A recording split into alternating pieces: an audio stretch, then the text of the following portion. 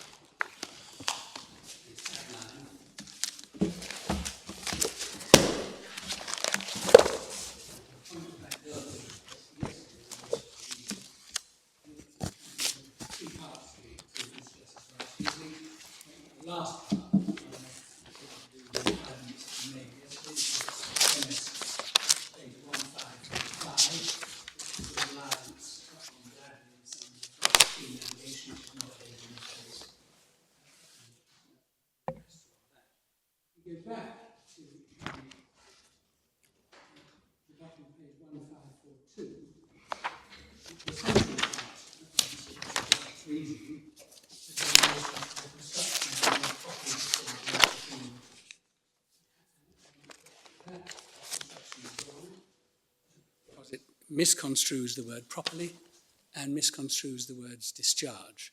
Properly simply means in accordance with the sound system. Discharge means discharge. It does not mean delivery. And that is well settled in the cases. So this very early reading of Article 3, Rule 2, and it is possibly one of the first cases under the Hague Rules enacted in 1924 to come before the courts, is wrong. And if one turns to Authorities Bundle 1, Part 2, but keeping the bundle we've got open, if I can ask the court to do that, turns in it to tab 11,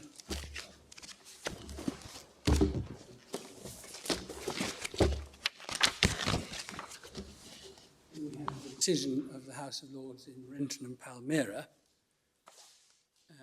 which adopted the view of Mr. Justice, obitive view of Mr. Justice Devlin in Pyrene and Scindia as to what Article 3, Rule 2 meant. And just to set the background a little bit, the debate had been in relation to Article 3, Rule 2, was whether the carrier was fixed by Article 3, Rule 2 with the obligation to carry out those tasks and also to do them properly and carefully. Mr. Justice Devlin took a reading of Article 3, Rule 2, which said, well, it doesn't require them to do the tasks because one looks at the contract to see what tasks they're obliged to do. It simply sets the standard for the tasks that they contractually accept responsibility for doing. And so if I can ask you to turn to the speech of Lord Morton,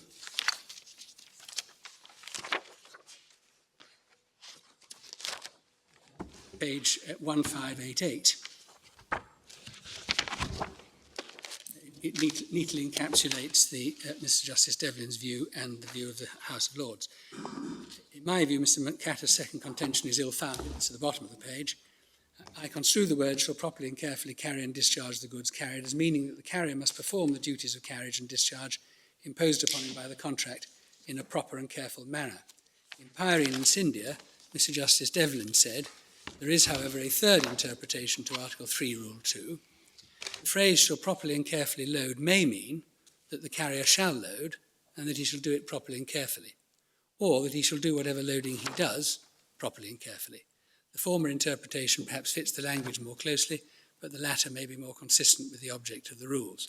And I won't go through Mr. Justice Devlin's reasoning, but he came to the view that that was the better reading.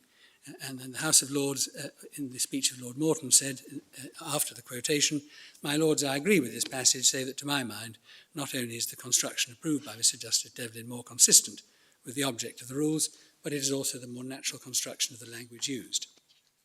And if you turn on to page 1593, and the speech of Lord Somerville of Harrow, second paragraph on that page, the general ambit of the Hague Rules is to be found in Article 3, Rule 2, which has already been cited. It is, in my opinion, directed and only directed to the manner in which the obligations undertaken are to be carried out. Subject to the later provisions, it prohibits the shipowner from contracting out of liability from doing what he undertakes properly and with care. the question was considered by Mr. Justice Devlin, I agree with his statement. An attempt to revisit that debate in the Jordan 2 failed, and the House of Lords confirmed that that is the correct reading of Article 3, Rule 2. So in our submission, the construction which Mr. Justice Wright gave to Article 3, Rule 2 is wrong and is inconsistent with subsequent authority. The third of Mr. Justice Wright's reasoning, if I can ask the Court to go back to Authorities Bundle 1, Part 1, Tab 9.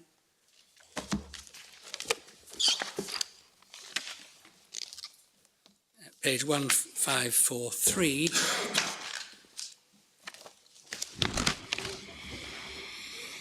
Paragraph starting at the bottom of the page. The words of paragraph Q expressly refer to the carrier as claiming the benefit of the exception. I took the Court to the text of that yesterday. And I think that by implication, as regards each of the other exceptions, the same onus is on the carrier. And that too is wrong. No case has adopted that reading of Article 4, Rule 2. Article 4, Rule 2 refers expressly to this exception. And in our submission, the reasoning of the Court of Appeal on this point is right and orthodox. And if I can just take the Court to that. It's in the core volume, tab 2.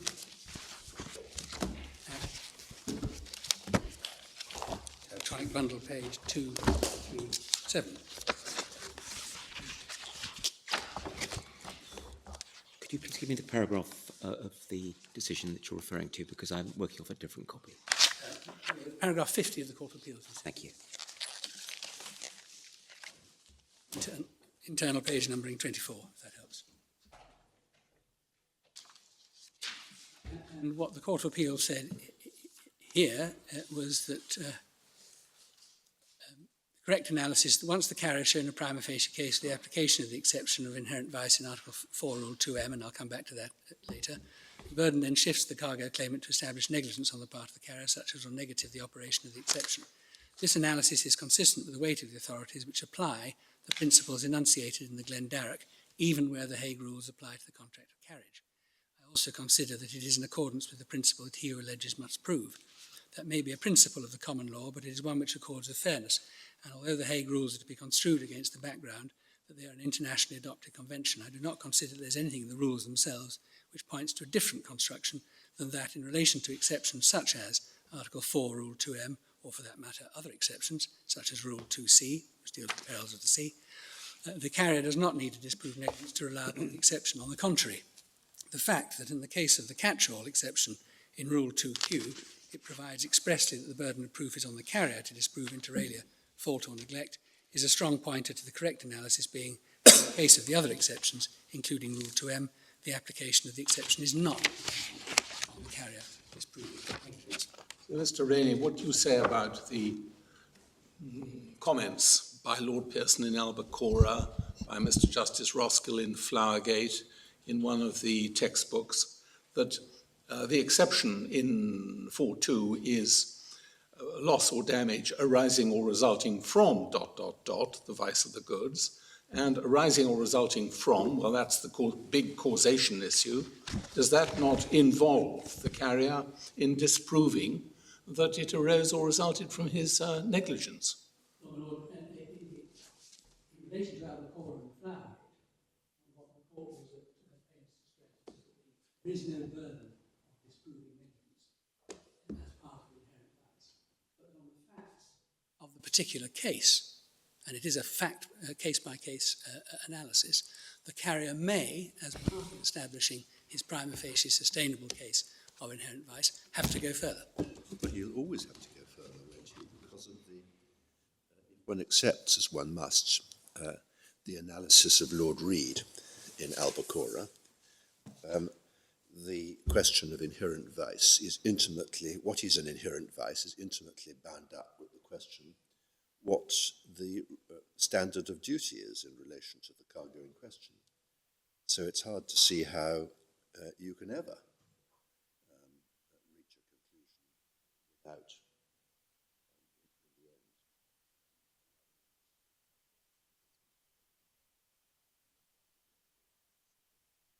Well, my Lord, Lord Justice Lord Mr. Justice Roskell, as he was in the Flowergate, and Lord Pearson in Albacora, and I'm coming on to this as a separate stage in my argument. At the moment, I'm still dealing with Article 3.2, and I will address these points. But they were plain that there is no requirement to disprove negligence, but it all depends on facts. Well, it may be the case. I I beg your pardon, it may be the case that the damage would have occurred irrespective of the degree of care that was exercised. yes, That's the other limb, is it not? yes, my Lord. But in our submission, what the cases don't establish is that as an intrinsic part of any reliance on inherent vice, the carrier must, as part of setting out his case on inherent vice, go through all the cargo care precautions that it took to show that it took them all and took them properly. What he's got to show is that the inherent characteristics of the cargo were such as to produce the damage, irrespective of any steps that could reasonably have been required of the carrier by way of care.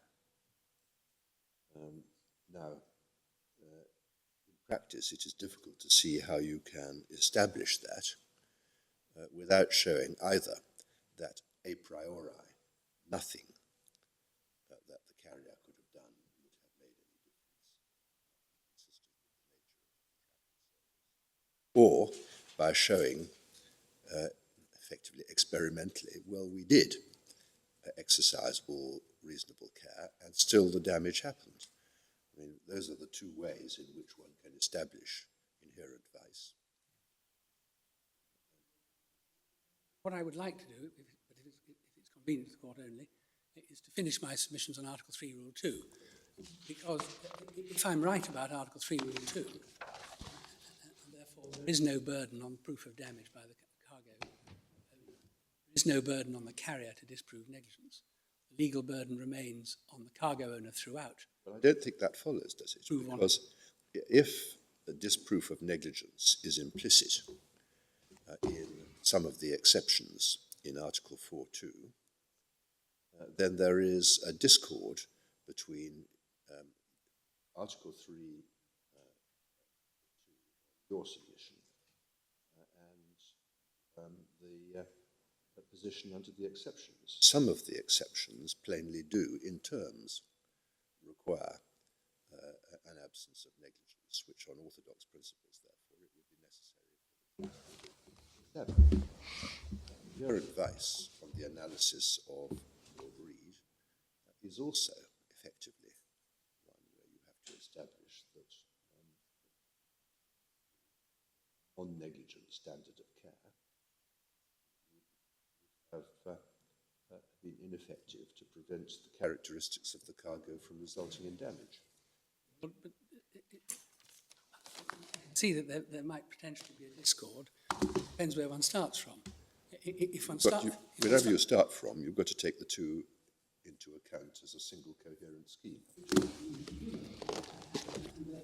Submission, the starting point is where I am at the moment, is that under the Hague Rules, the only obligation on the carrier is to exercise reasonable care and skill.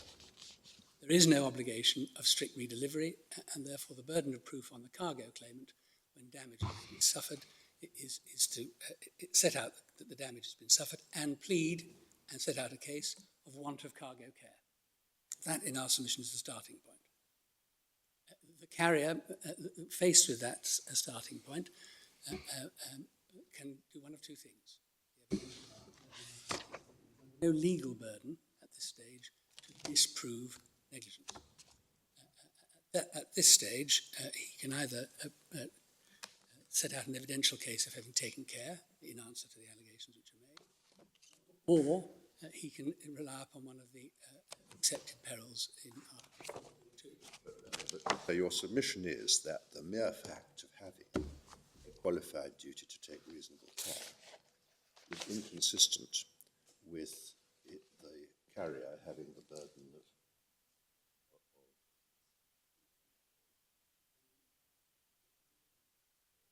on Article 3.2, your submission is, I think, that the nature of the obligation as a qualified obligation itself imports a burden on the cargo owner to establish it? Yes.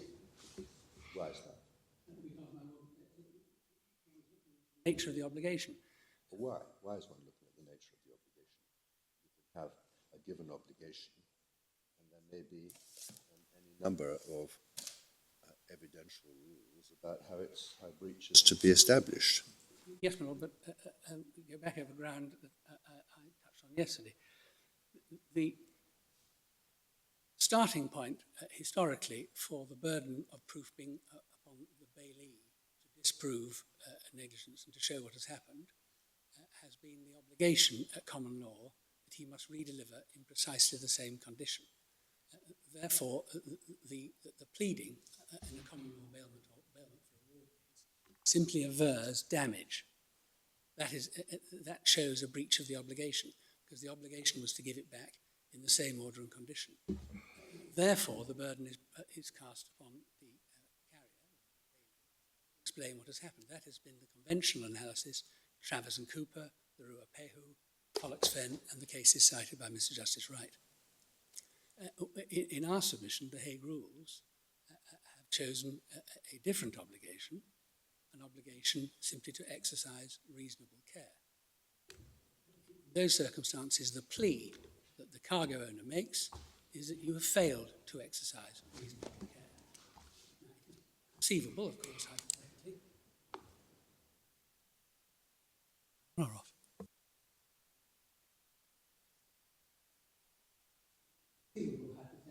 could say, well, although the allegation which you bring here is for breach of this obligation, namely the obligation to properly and carefully care for the goods. The burden of proof, when that obligation is alleged, is nevertheless on the carrier to disprove the contrary.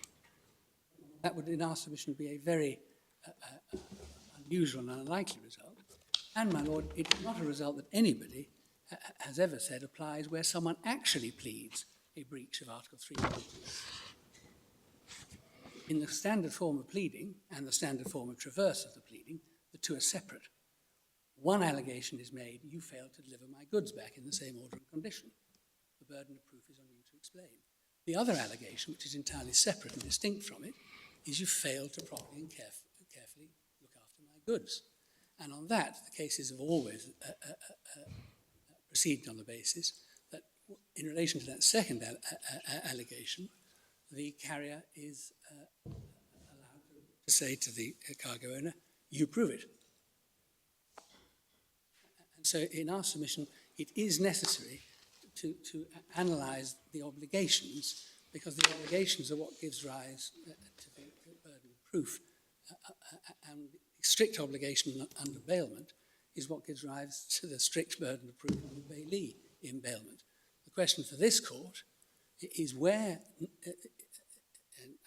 if Article 3, Rule 2 is the relevant obligation, where does one find that strict obligation? It is, of course, hypothetically possible to say, well, even if it's not a strict obligation and there's an obligation on you to exercise reasonable care, the law will fix the carrier with the burden of proof of disproof. But in our submission, that has never been suggested and would be a radical departure from what has always been understood to be the position under Article 3, Rule 2. What is the rationale of that form of standard pleading bailment to impose an obligation on the cargo owner, and pleading separately and alternatively a breach of Article 3.2 of the Hague Rules, if the Hague Rules supersede the bailment case that you, as you say, they do? My Lord, I think it's purely it's historical practice. Yes. But it's historical practice, my Lord, where the point has never had to be considered. Everybody, that standard plea is sent out by the claimant. Yes. But equally, the standard plea comes back from the defendant. That is not the correct legal position. The court has never had to decide it because the claimant, as here, runs out its long raft of allegations. The defendant traverses them and the judge says yea or no. So the first case, then, in the standard pleading is completely irrelevant.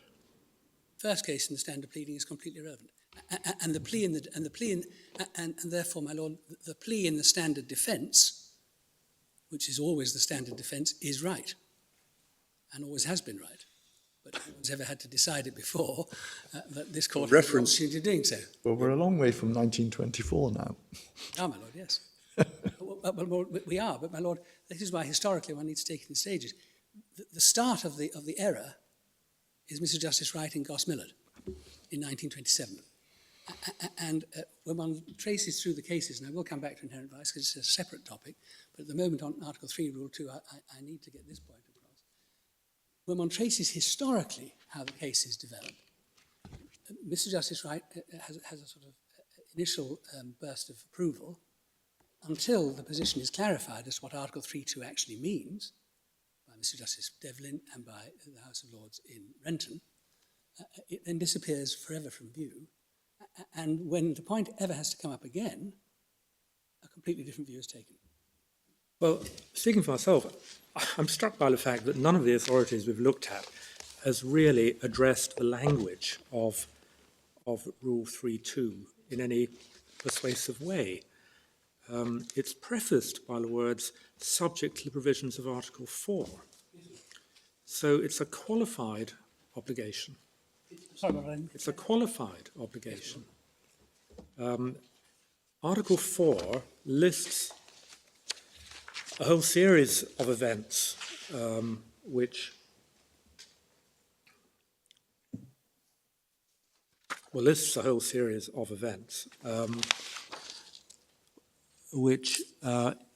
or circumstances in which the carrier is not to be responsible for loss or damage. And it's wherever loss or damage, as Lord Wilson pointed out, it's wherever loss or damage results from one of the enumerated causes. Now, if it's established that the loss or damage did result from one of the enumerated causes, some of which involve one way or another an examination of whether there was fault on the part of the carrier, but others of which don't, for example, act of God or act of public enemies and so on.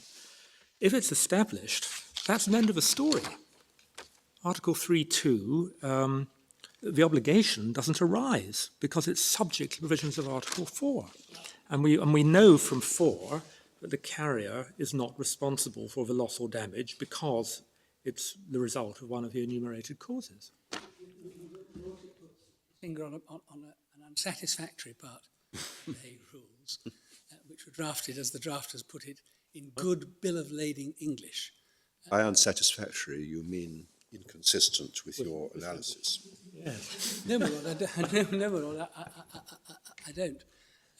Lord, because the point that my Lord Reid was putting to me was a point that was run in one of the Australian authorities, which I'll come to, where it was said, well, that's all right then, because if I can point to perils of the sea, it doesn't matter how negligent I am. And what the High Court of Australia said is, well, that's nonsense. Subject to is a slightly unfortunate wording, but what it means, why it's there, is because of A and B, really, because in relation to A,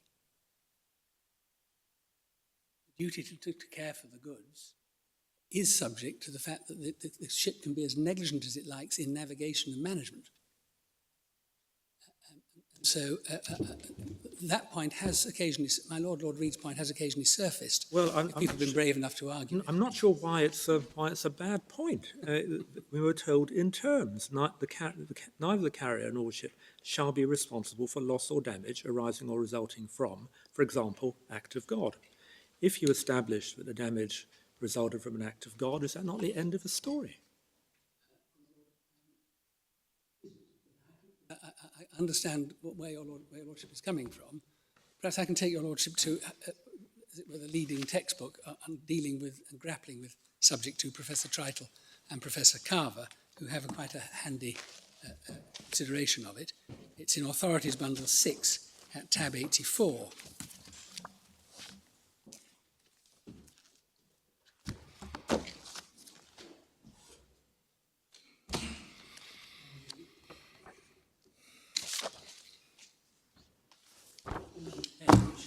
Is 3299 in the bundle.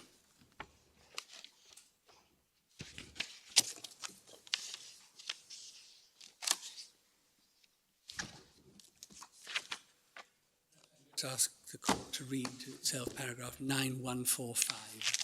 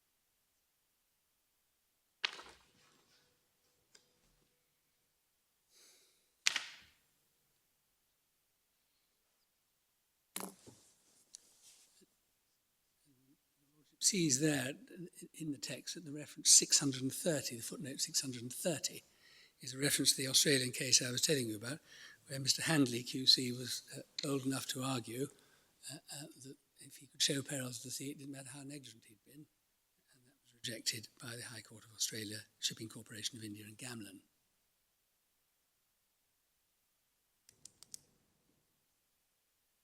So, my Lord, assist your lordship further on subject to.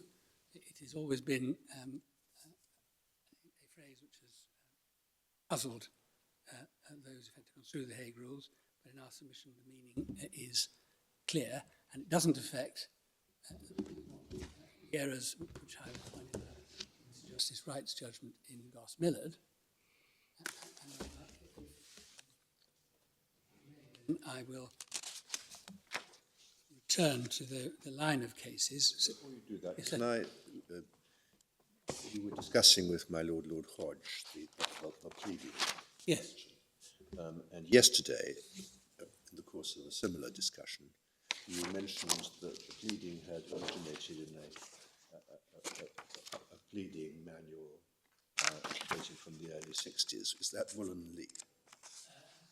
The one I had in mind was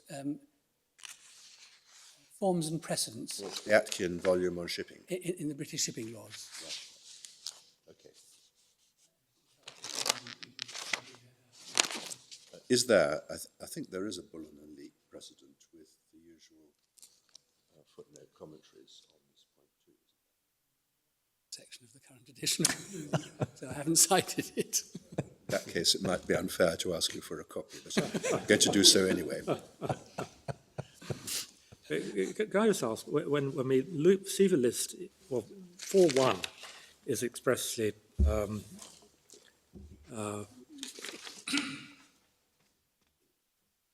it's where there is Sorry, but I'm just catching your... no, yes, 4.2 we have the list of all these events, and Q, some of them obviously involve to some extent a consideration of whether due care has been taken. There's an argument obviously as to whether that's the situation in relation to M. P it certainly is. And then Q is the sweeping up provision, any other cause arising without the fault of a carrier. Now, if it's been established that one of these exceptions applies, what's the purpose of then examining whether there was looking into the question of negligence as a subsequent issue? Well, negligence may come up in one of two ways. It can either come up because the cargo owner has established breach of Article 3, Rule 2, in which case, as the commentary which I've just taken you to, you can't rely upon the exception where the actual cause of the loss was breach of Article 3, Rule 2. Well, that's circular, because the exception is where the actual cause of the loss is one of these events. Lord, your Lordship is right. In a passage I hope to get to in Albacora, Lord Pearson points out, if the cargo owner fails to establish breach of Article 3, Rule 2, then this list is irrelevant because he hasn't got himself off the ground. And although the carrier has pleaded an accepted cause, it boots the carrier nothing, or the cargo nothing, because he doesn't need to take it any further forward, which is why this important first part of the aspect of the burden of proof issue is critical, because if I'm right on Article 3, Rule 2, then one never gets on to inherent vice because, as Lord Pearson said, it's an irrelevant inquiry because the cargo owner has failed to establish his case. The only case the cargo owner has is you failed to properly and carefully carry my goods. If the cargo owner has failed to establish that, then the carrier does not need to rely upon inherent vice. He may have pleaded it as a secondary argument. He may have said, I did look after your goods, but in any event, the damage occurred by reason of inherent vice. But it doesn't require a finding, as Lord Pearson pointed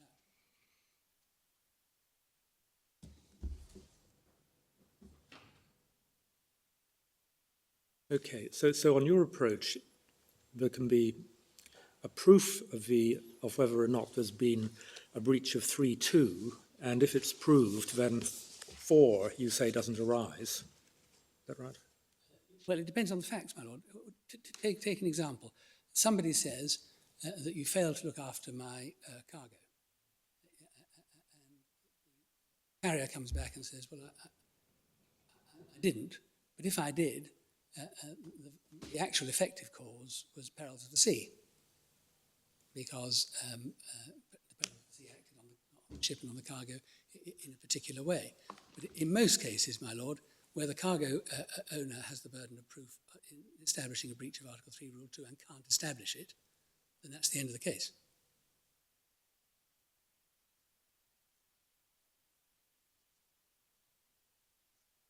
Contrary view would be that that establishing loss or damage would give rise to a presumption, effectively, of a breach of the obligation in 3.2, which can be rebutted by bringing yourself within Article 4. Right, we have no complaint with that, my lord, provided one starts from the right starting point. If the legal burden is on the carrier to establish a breach of Article 3, Rule 2, then he may do so in two ways. He may say, here are 9 particulars of negligence, or 4 as they pleaded here. He may say, I don't know what happened to the goods, but they've all come out rusty. In those circumstances, a prima facie and res ipsa loquitur. In those circumstances, that the carrier then has some explaining to do. But there is no burden of proof on the carrier to disprove the negligence. He can simply say it's rusty, but it's freshwater rust, not saltwater rust. End story. So in our submission, as we'll see when we get to Lord Pearson, we would submit that the legal burden is on the cargo owner throughout to plead and prove breach of Article 3, Rule 2. There is no strict redelivery obligation, so there's no corresponding burden on the carrier. If the cargo owner simply relies on damage, then he may be able to set up a case by reference to res ipsa loquitur, depending on how loudly the thing speaks. It may not speak very loudly at all. It may not give rise to a very sustainable inference. That would depend upon the facts. But that would be entirely normal, just like any action for failure to do something carefully for breach of the implied term under the Supply of Goods and Services Act. You send your television for mending, if people still do that these days, it comes back broken, and you say res ipsa loquitur, you didn't look after it under the 1982 Act. You say, well,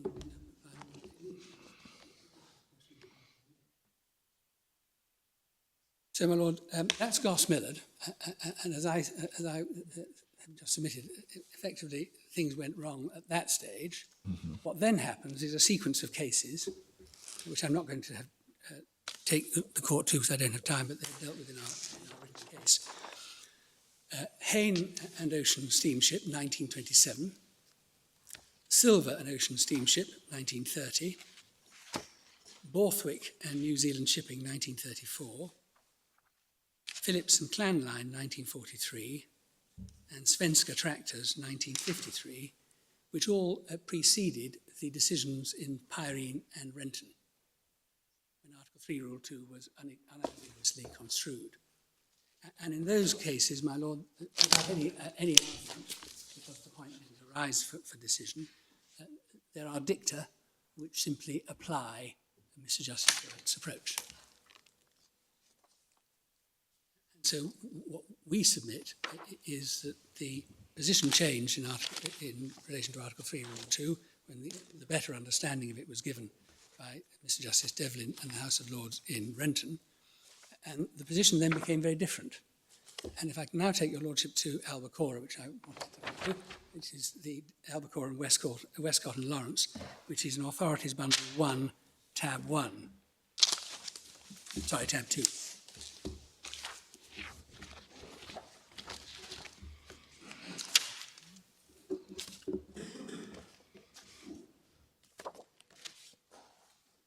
The court has already been taken to this by my learned friend, so I don't need to look at facts.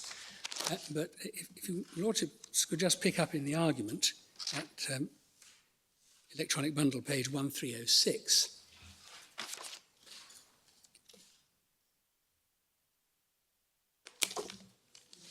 Sees that as part of the argument,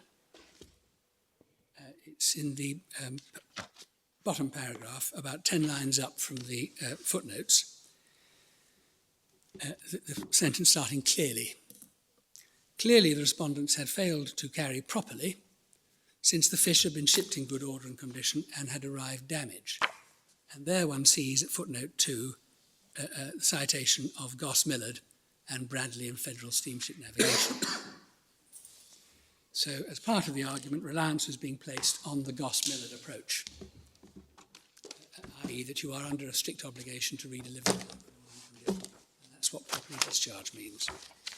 Now, Lord Reid and Lord Guest and Lord Pearce did not need to decide the case on that basis. But Lord Pearson, if your Lordship turns on to page 1314, was plainly troubled by the view of Mr. Justice Wright and Goss Millard. So at Authorities page 1314, Lord Pearson, in a passage which I recognise entirely, but has been described by Mr. Justice Roskell in the Flowergate rightly as highly persuasive, says this: I wish only to add some observations on the obligations and immunities of the respondents under Article 2, which is the one that makes it exclusive, Article 3, Rule 2, and Article 4, Rule 2M of the Hague Rules. Article 2 provides, and we looked at that yesterday, but that's the one that effectively sets out the code. Article 3 provides, and we've seen that. Article 4, Rule 2M provides, and the court has seen that. The appellant's main contention in this appeal has been that the respondents committed a breach of contract inasmuch as they had under Article 3, Rule 2 an obligation to carry the goods properly, that is to say, in a way suitable to the goods, and in breach of that obligation, they carried the goods at an unsuitable temperature. The appellants had also to endeavour to meet the respondents' contention that respondents were in any case immune from liability under Article 4, Rule 2M. Article 3, Rule 2 is expressly made subject to the provisions of Article 4. The scheme is therefore that there is a prima facie obligation under Article 3, Rule 2, which may be displaced or modified by some provision of Article 4. Article 4 contains many and various provisions which may have different effects on the prima facie obligation arising under Article 3, Rule 2. The convenient first step is to ascertain what is the prima facie obligation under Article 3, Rule 2. It is not an obligation to achieve the desired result, i.e. the arrival of the goods in an undamaged condition at their destination. It is an obligation to carry out certain operations properly and carefully. The fact that goods acknowledged in the bill of lading to have been received on board in apparent good order and condition arrived at the destination in a damaged condition does not in itself constitute a breach of the obligation, though it may well be, in many cases, sufficient to raise an inference of the breach of the obligation, and that was the point I was making, I hope, to my Lord Reid a few moments ago. The cargo owner is not expected to know what happened on the voyage, and if he shows that the goods arrived in a damaged condition and there's no evidence for the ship owner showing the goods were duly cared for on the voyage, the court may well infer that the goods were not properly cared for on the voyage, and that brings in res ipsa loquitur. In Goss Millard, Mr. Justice Wright said, the words properly discharged mean, I think, deliver from the ship's tackle in the same apparent order and condition as on shipment, unless the carrier can excuse himself under Article 4. In my view, this is not the right construction of Article 3, Rule 2.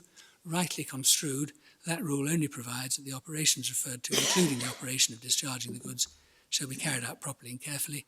That this is the right construction appears from the judgment of Mr. Justice Devlin in Pyrene and the House of Lords in Renton. And then Lord Pearson anchors that further in the French text, which is the only official text of the Hague Rules, but that doesn't concern us now, pointing out that déchargement could not mean deliver, it can only mean discharge. And then he held that approached in this way, the only question was whether the respondents carried out the operations in an appropriate manner. So that's the first part of the decision. And the first part of the decision deals with Article 3, Rule 2, and holds that Mr. Justice Wright, in Pearson's view, was wrong. And so in our submission correctly, because he correctly construes Article 3, Rule 2, and applies the right cases to it. And in our submission, that is the position which this court should adopt and endorse. If one then goes over onto page 1316, Lord Pearson deals with a separate second topic, namely Article 4, Rule 2M. He says the word properly, adds something to carefully, sound system. In my opinion, there was no breach of the prima facie obligation under Article 3, Rule 2, and your Lordship will remember that the pursuers effectively accepted that there was no negligence. So the respondents do not need to rely on any immunity under Article 4. But if they did need to, such immunity, they could establish it under Rule 2M. There is no express provision, and in my opinion, there is no implied provision in the Hague Rules that the shipowner is debarred as a matter of law from relying on an exception unless he proves absence of negligence on his part. And that's the Glendarroch principle. And then the passage which I think my Lord Wilson had in mind, but he does have to prove that the damage was caused by an accepted peril or accepted cause, as a causation requirement, and in order to do that he may, in a particular case, have to give evidence excluding causation by his negligence. It was proved in this case that the shipowner was not negligent. And so if we're right on Article 3, Rule 2, that would also be the case here. But I'll now come back to that passage when I'm dealing with inherent vice. But your Lordships will see that Lord Pearson, whom Mr. Justice Roskill relied upon in the Flowergate, was particularly keen to point out, one, that there is no burden of disproof of negligence on the carrier, specifically in a Rule 2M case, but depending on the facts in a particular case, he may, not must, have to give evidence excluding causation by negligence. And so what we will be submitting at the inherent vice stage is that the argument that as a rule the Glendarroch does not apply to Article 4, Rule 2M, and as a rule the carrier must prove affirmatively all aspects of proper cargo care before he can invoke the... It's true that as part of proving causation arising from you may have to go rather further. And that's a question of fact in each particular case. And that's all that the cases, this case and Mr. Justice Roskill and the Flowergate establish. My Lord, then happens in our submission, taking the historical view of the cases, is that Goss Millard effectively disappears from view. And the Albacora was cited and applied by Mr. Justice Bingham, cited to and applied by Mr. Justice Bingham in the Rio Sun as negativing the proposition that the carrier was under an obligation to redeliver in the same good order and condition as when shipped. As time is pressing, I won't take the court to that, but the Rio Sun is in the bundle, and Mr. Donaldson, QC, as he then was, cited Albacora and these passages I've just been taking the court to deal with the argument that the carrier is under an obligation strictly to redeliver in like good order and condition. My Lord, the position, that is the position on the English cases. In our submission, the English cases have been considered and applied in cases which actually consider the point in Australia. And if I can ask the court to turn in Authorities Bundle 1, Part 1, which it should still have open, to tab 3.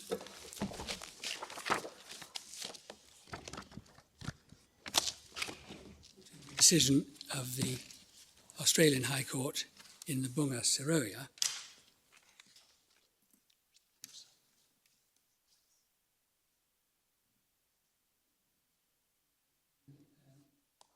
just flag up, but I don't have time really to take the court to it. If your lordships will just note pages 1321 and 1322, there is a valuable discussion by Justices Gaudron, Gummow and Hayne as to why the Hague Rules should not be construed in the light of common law bailment principles. It's not what they were intended to do. And that's at paragraphs 19 to 23. May I invite the court to read that to itself. The passage I wanted to take the court to, it was at electronic bundle page 1334, in a passage cited in Australian cases. 1334? 1334, yes. This is in the judgment of Justice McHugh, and he says, on the perils of the sea, since the owner failed to prove any breach of Article 3, Rule 2, the applicability of the defence of the perils of the sea does not arise, and that's the same point Lord Pearson was making. Even if a bill of lading had not incorporated the indemnities, the owner's claim would fail. It would fail because it would not prove any breach of the obligations of the carrier set out in Article 3, Rule 2. No doubt the failure to deliver the coils of aluminium in the condition in which they were received is evidence of a breach of the obligations imposed by Article 3. But I do not think that a contract of carriage under the Hague Rules contains any implied obligation for the carrier to deliver the goods in the state in which it received them. Article 2, that's the one which deals with the exclusivity, should be taken as declaring the rights and immunities and responsibilities and liabilities of the parties, subject to the right of the carrier under Article 5 to surrender the whole or part of its rights or immunities, or to increase its responsibilities and liabilities by the terms of the Bill of Lading. And that, in our submission, is with the greatest respect, an impeccable reading of Article 2 and Article 5. As Professor Sturley points out, the new rules were designed to create a self-contained code, at least in the areas it covered, that would not require reference to domestic law. The delivery of goods in a damaged state is evidence of breach of Article 3 and imposes an evidentiary on the burden to show that no breach of Article 3 has occurred, but unlike the common law, failure to deliver the goods in the state received does not cast a legal onus on the carrier to prove that the state of or non-delivery of the goods was not due to the carrier's fault. And we submit that too, mirroring what Lord Pearson said, is a correct statement of the law. The other Australian case I wanted to take the court to was the one which we saw cited in the extract from Professor Tritle and Professor Reynolds' edition of Carver on bills, Shipping Corporation of India and Gamlin. That is to be found in Authorities Bundle 5.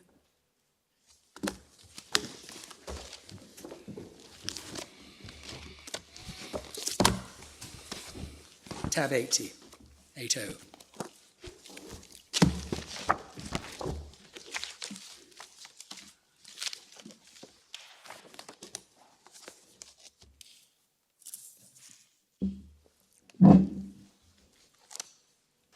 And as I outlined to the court a little earlier, this was a case in which the argument was run that if you could show perils of the sea, then you were, as it were, out of your breaches of Article 3, Rule 2. That argument was rejected.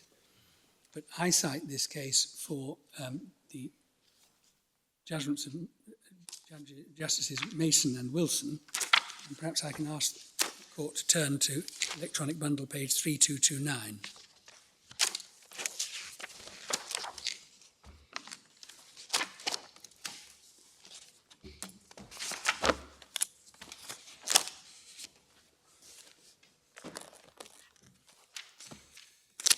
And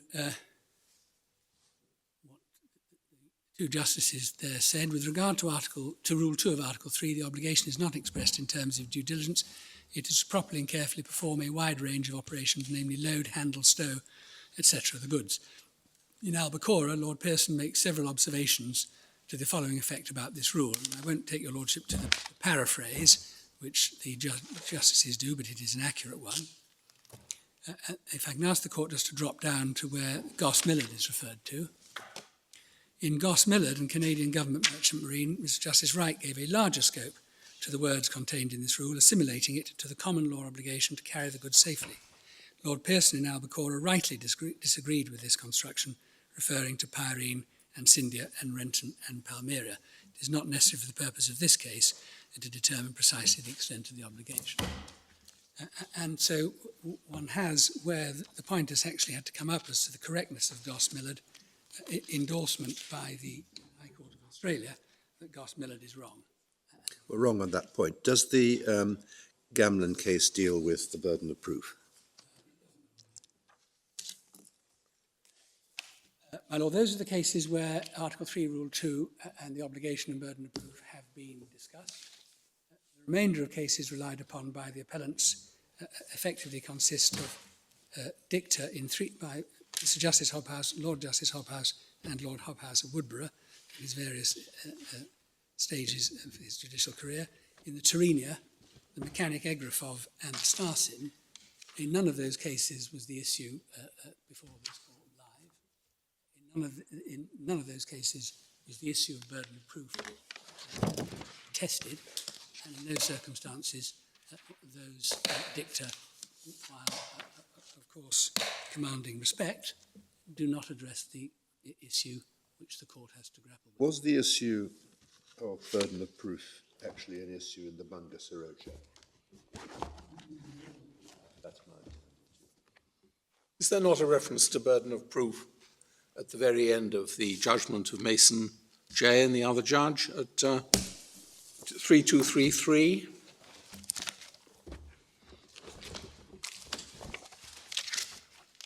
Down the bottom, Mr. Rainey. Yes, my Lord. This is in relation to the Glendarroch point, but it is helpful for me to be reminded of it. At 3233, they pick up on what Lord Pearson said, which we've all noticed anyway. Yes. Prove. And they say, well, that sheds light on the onus. Lord Lordship is quite right. With respect, we think that the appellant misconceives the thrust of the observation of Lord Pearson. The key to the statement is to be found in the phrase, unless he proves absence of negligence on his part. His Lordship, in our opinion, is dealing with the question of onus of proof and taking up a position in opposition to the much debated statement by Mr. Justice Wright in Goss Millard, described in Carver 1971 as heresy. The point was of no relevance in Albacora because it was not proved in the case that the ship owner was not negligent. I'm grateful, my Lord. Thank you. My Lord, that concludes the cases on this issue. My Lord Sumption raised yesterday the issue of the position in other jurisdictions. The starting point is that neither party has relied in this appeal on foreign jurisdictions as showing some uniformity with which this court should accord. It is sometimes said in Hague Rules cases that if there is a consistent view in all of the other countries that apply the rules, then this court should adopt that. The problem arises upon the method and extent of the particular enactment of the Hague Rules in particular countries, about which there is no enters somewhat treacherous waters. You say there's no uniform approach. On what basis do you tell us that? Well, my Lord, depends how the rules are enacted. In the United Kingdom, in Australia, Canada and New Zealand, they are enacted, as it were, tel-quel, by simply appending the rules, and it said, these are the rules. Certain overnight club correspondents and club looking at it, certain countries, as we understand it, in Europe do the same, Belgium. Certain countries have as your Lordship was quoting to me yesterday, deals with matters in a strict way. I'm going to come on to that. Fortunately, the Italian code, as we understand it from our Italian lawyers, applies only to domestic or coastwise carriage. Although it's not reflected in the Italian code, perhaps it should be as a matter of drafting, the Hague Rules and then the Hague-Visby Rules were given effect to by separate legislation, and as a matter of substantive Italian law, those are applied in the case of international carriage in preference to the Code of Navigation. In relation in France and Germany, as we understand it, a completely different legislative technique has been adopted of writing out the Hague Rules in a different and modified form, in many respects, not just in the respect your Lordship was putting to me, it's effectively provisions in an amended code. So in our submission, it is difficult for this court, without extensive expert evidence as to the position in each country, as to what the position, not just on the code, but as to what actually happens in an international carriage of goods by sea case where the rules are incorporated in the bill, as to what approach is taken. But we often get referred to legal materials from other jurisdictions with expert evidence. For my part, I would welcome the assistance of both parties on what the rules are.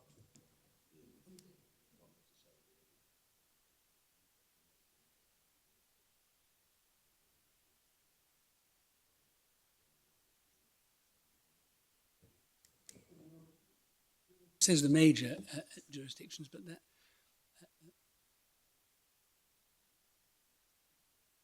poses difficulty, because if one takes the example of Italy, which is a major shipping jurisdiction, major Italian ship owners, if the position is not, if one looks at the codes online, one sees a particular regime. But one asks one's Italian lawyers, is that regime actually applied? No, it's not.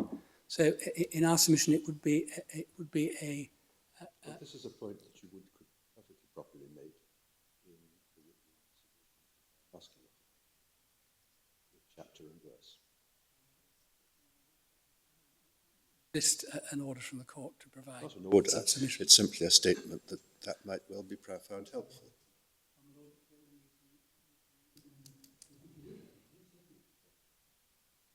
But necessary to extend beyond the jurisdictions your Lordship has chosen, because Absolutely. I simply cited those by way of example. There may well be other examples which point the other way.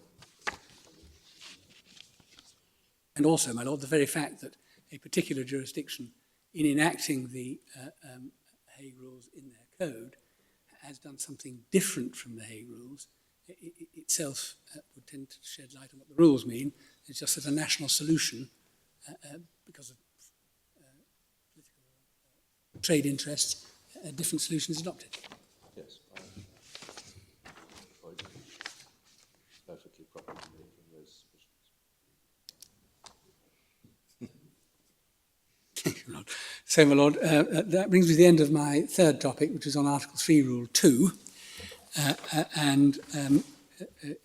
Your Lordship has what our position is. The only obligation on the carrier is Article 3, Rule 2.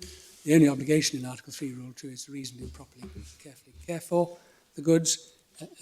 Therefore, it is for the cargo owner to aver and plead and prove a breach of that. The legal burden is on the carrier throughout to prove that there was a want of cargo care. There is no burden of disproof upon the carrier, and in those circumstances, the common law bailment approach. My Lord, the fourth of my headings, moving on from Article 3, Rule 2, I can take very shortly. This is, as it were, the scene setter for inherent vice, because this is the challenge which is made to the application, the general application of the rule in the Glendarroch to the Hague Rules. And the Glendarroch principle is that where you seek to rely upon an exception in the Hague Rules, you do not have to disprove negligence as part of proving that exception. It is for the cargo owner to set up a case of negligence if he wants to say that you were negligent and that was the effect of displacing the exception. Do you accept, I think I understood from something you said earlier this morning, that reliance on the exception also involves assertion that it was causative? My Lord, that must certainly follow from the introductory words of Article 4, Rule 2. Indeed, and it's a principle of common law too. Expressly set out in the words in Article 4. But I mean, when you have, for example, perils of the seas, which is probably the simplest example and therefore maybe the least helpful, if you take facts such as in the Glendarroch, you negligently go into a dangerous place, as the findings suggest Cardigan Bay was thought to be at the time. Negligently go into such a place, and as a result, you run aground. Now, the neat distinction between causation and the peril is pretty well impossible to draw in that case. If the person, the problem about this is that under the Hague rules, negligent navigation is a distinct exception, so that the actual result would be the same as in the Glendarroch, under the Hague rules, but for completely different reasons anyway. However, just ignoring that refinement for a moment, I find it very difficult to see how you can exclude the question of negligence if it is critical to the question whether an accepted peril was in fact causative, as it might be thought to have been in the Glendarroch. Yes, well, the way in which the principle in the Glendarroch works is that the carrier need only set up a prima facie case, putting itself within the exception, and does not have to, as part of setting up that exception, establish that it was not negligent. But what does a prima facie case mean? Does it mean simply that you only have to establish that the wind and waves threw the ship onto the rocks, without having to establish that it was caused to do so by the negligence of the master?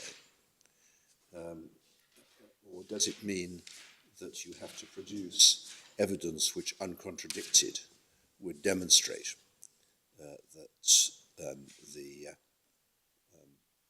exception applied without negligence, and you then have either a hiatus, in which case the decision goes against the carrier in any event, or some inconsistent evidence, in which case the judge has to decide what the facts are. Practice, the application in practice, the application of the Glendarroch principle causes no difficulty. Take a perils of the sea case.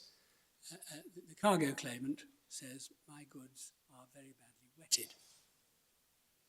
You're in breach of Article 3, Rule 2. Carrier responds, I was steaming in these waters and encountered Typhoon Lucy. I was put about, and rolling was 30 to 35 degrees, and any water which entered hold number 5 must have entered through stress of weather. In our submission, that is enough, and always has been regarded as enough, to set up a prima facie case that he is within the exception of perils of the sea. It doesn't establish a prima facie case that it was causative, because that may depend on a variety of other intervening matters, but for which the 35-degree lists and the size of the waves wouldn't have caused any damage at all. Lord, yes, but in terms of setting up the cause of the damage, he said, this is the wetting, I was in a storm, the vessel rolled, and the water got in that way. He has, if for example, the cargo owner does not defend the claim, he has set out a perfectly well-formulated defence, which is perfectly sustainable, and sets up the necessary facts. It is then, at that stage, and always has been under the Glendarroch, as applied in Hague Rules cases, for the cargo owner, if he wishes to do so, to come along and say, that's not right. It is true that you were affected by Typhoon Lucy, and it is true you encountered all that bad weather, but actually your crew should have closed the port ventilators and left them open. Had they done that, then that would be it. One of the problems about the Glendarroch, and many of the cases decided in the late 19th century, is a completely different approach to causation. The law related to causation has been much litigated over the last 40 years, and it looks very different from the way the outlook of late 19th century judges, which were much more strongly influenced by the question, what was the immediate cause, the last opportunity to avoid, and all those passing cases which have now vanished from the law. Housans and all All of that. So basically, they were inclined to regard as the relevant cause for legal purposes were one that immediately damage, in this case, the wind and waves through rocks, whereas the modern approach is to look at causation much more broadly in the light of the circumstances in which that happened. Yes. Now, if adopting the modern approach, one finds that the negligence of the master was what caused the wind and waves to throw the ship onto the rocks, one then is faced in the situation that your argument requires one to distinguish between the immediate physical cause of the damage and the causation in the broader sense that is now relevant. In fact, it doesn't. My argument is addressing who has to prove what. And the reason why the Glendarroch is still applied in Hague Rules cases is it follows the settled order of pleading. So, and it's been applied in that way. So to take the example I've just given your lordship, stress of weather, Typhoon Lucy, any water in hold number 5 came that way. That is what the carrier pleads, and always has pleaded, to set up the exception. What then happens, as reflected in the Glendarroch, but also reflected in modern cargo claims, which is why all the textbooks, Scrutton, Akins, Carver, voyage charters, adopt the same approach, is it is then for the cargo owner to aver negligence. And for the cargo owner to say, no, you were negligent, and the true cause of the matter was that 5 hours before Typhoon Lucy, your crew went out for a smoke and left the ventilators open. In those circumstances, the burden of proof is on the cargo owner to make good that case. At the causation stage, when the judge is looking at all of the competing cases, of course the judge will take a nuanced approach to causation and say, well, in fact, the true cause here, it is true Typhoon Lucy almost overwhelmed the vessel, but actually in relation to hold number 5, that wasn't the cause. Some crewmen slipped out for a smoke and left the ventilator open. So it's, in our submission, we're not impugning a modern causation approach. What we're saying has been the consistent approach of the courts since 1894 and since 1924 and since 1971 has been that if someone wants to say that in relation to the prima facie case you put up of being within the exception, in fact, I want to say that you were negligent and that was the real cause, that is on the cargo owner. Or put it another way, as part of pleading his reliance upon the exception, the carrier does not have to show that he was not negligent. He only has to prove sufficient facts, putting you within the exception. And in our submission, no case has been cited which establishes that the carrier has ever had to do more than that. Now, I understand that there may be a difference in relation to inherent vice, and I'm coming on to that separately. But the point I'm tackling at the moment is what is the Glendarroch principle and does it apply to the Hague Rules? And in our submission, the Glendarroch principle is absolutely plain. It grew out of pleadings and maritime practice in relation to bills of lading long before 1894, as Lord Esher spells out in the Glendarroch. And it has been applied in Hague Rules cases ever since. I mean, you won't go back to the Bunga Saroya, but you won't forget that you didn't have time to read it to us, but paragraph 22, the 3 judges say, we very much doubt that principles established in cases like the Glendarroch can be used as an aid to constrain the Hague Rules. That is true. But in Gamlin, the Glendarroch was applied by the High Court of Australia. So it is true that in that case, 3 judges said, well, just let's look at the rules. And I'm entirely happy with that approach. If one looks at the rules, then one has no suggestion that the carrier has to disprove negligence as part of setting up the exception. You accept that without the Hague Rules, the common law position, which would be relevant to the Glendarroch, was broadly along the lines suggested by your opponents. That footing, it's very difficult to reconcile the Glendarroch with what you, I think, accept to be the common law rule about bailment for reward cases.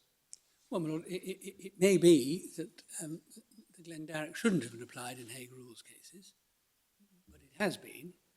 And in one sense, if this court clears up the error in Goss Millard in relation to Article 3, Rule 2, and the lingering perception, notwithstanding Albacora and the cases that have followed it here and in Australia, that there is this strict redelivery obligation and a burden of proof on the cargo owner, then it may well be that as part of that reconsideration in relation to Article 3, Rule 2, the court may take a different view about how the Glendarroch applies.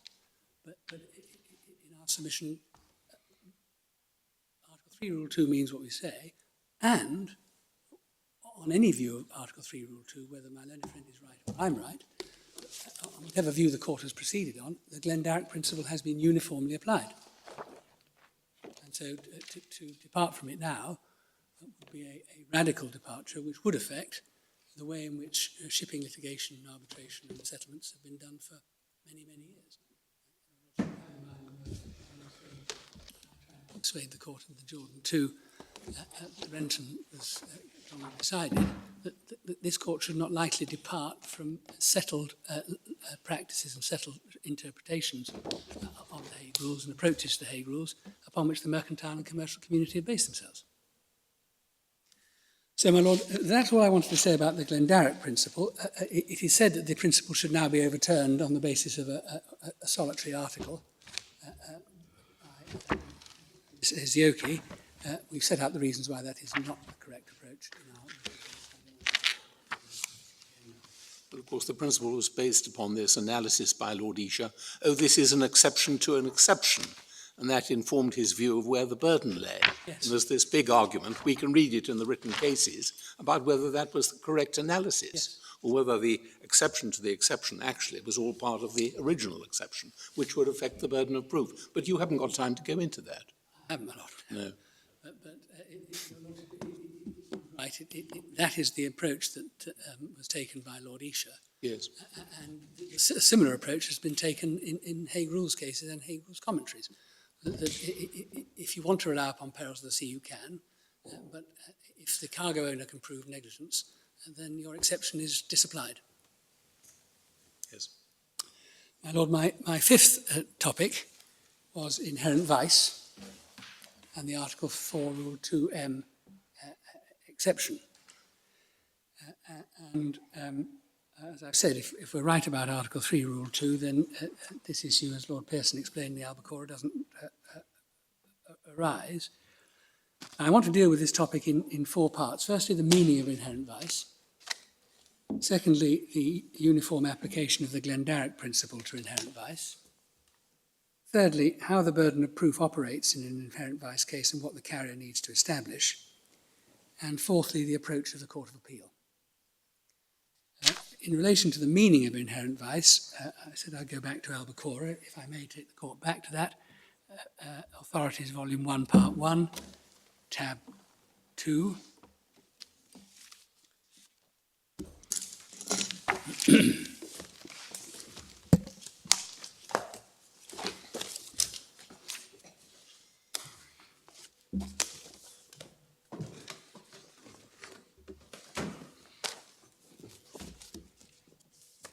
And Lord Reed's definition, which has been in cases, explaining the decision of Mr. Justice Gorrell Barnes in the Bar Corps,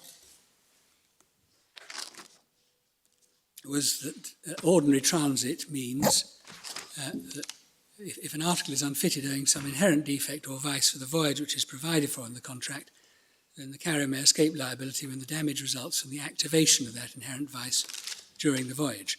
I'll pause there, my Lord. The court is looking at the activation of the inherent vice during the voyage. So we're looking at what triggers the property of the cargo in question. Here, moisture. Nothing acted upon to activate the inherent vice in this case except the cargo itself. It follows that whether there is inherent defect or device must depend upon the kind of transit required by the contract. And my Lord, it depends how that is to be read. The kind of transit required by the contract, we'll get an inkling of what Lord Reed meant from later words. in our submission simply means that looking at the transit in broad terms. So it says, where is the voyage from A to B? What are the carrying conditions? What have you asked me in terms of container, which is special, because the shipper can give instructions. What container have you asked me to use?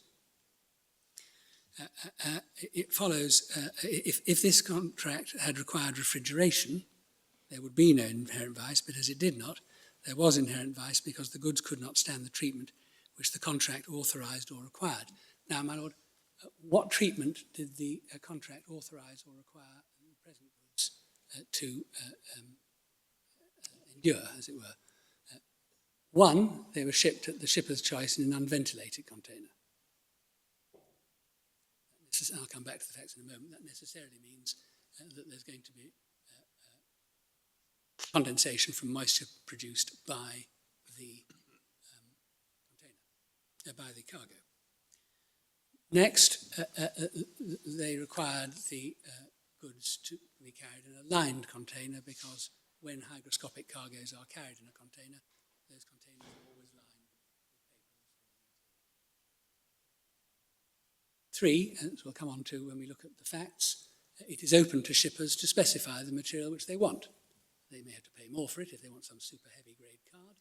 If they don't, then craft paper. We submit that that is all that Lord Reid had in mind when he was talking about what transit requires.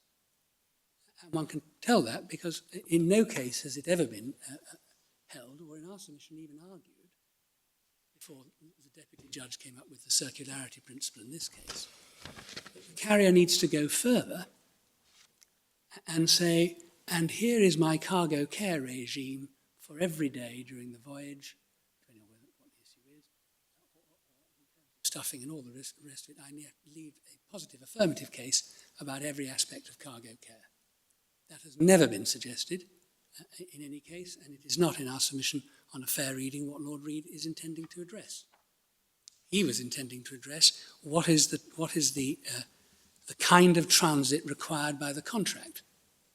So if the carriers had booked a ventilated box, then this damage wouldn't have happened at all, just as the damage wouldn't have happened had they booked a refrigerated vessel. But here, the transit required by the contract is unventilated container lined normal way. That's it. And in our submission, once the carrier says, I carried the goods in an unventilated container, per your request, I lined it with paper, per your request, express or implied. You didn't ask me for the other stuff, so I use the stuff that everybody uses in the trade.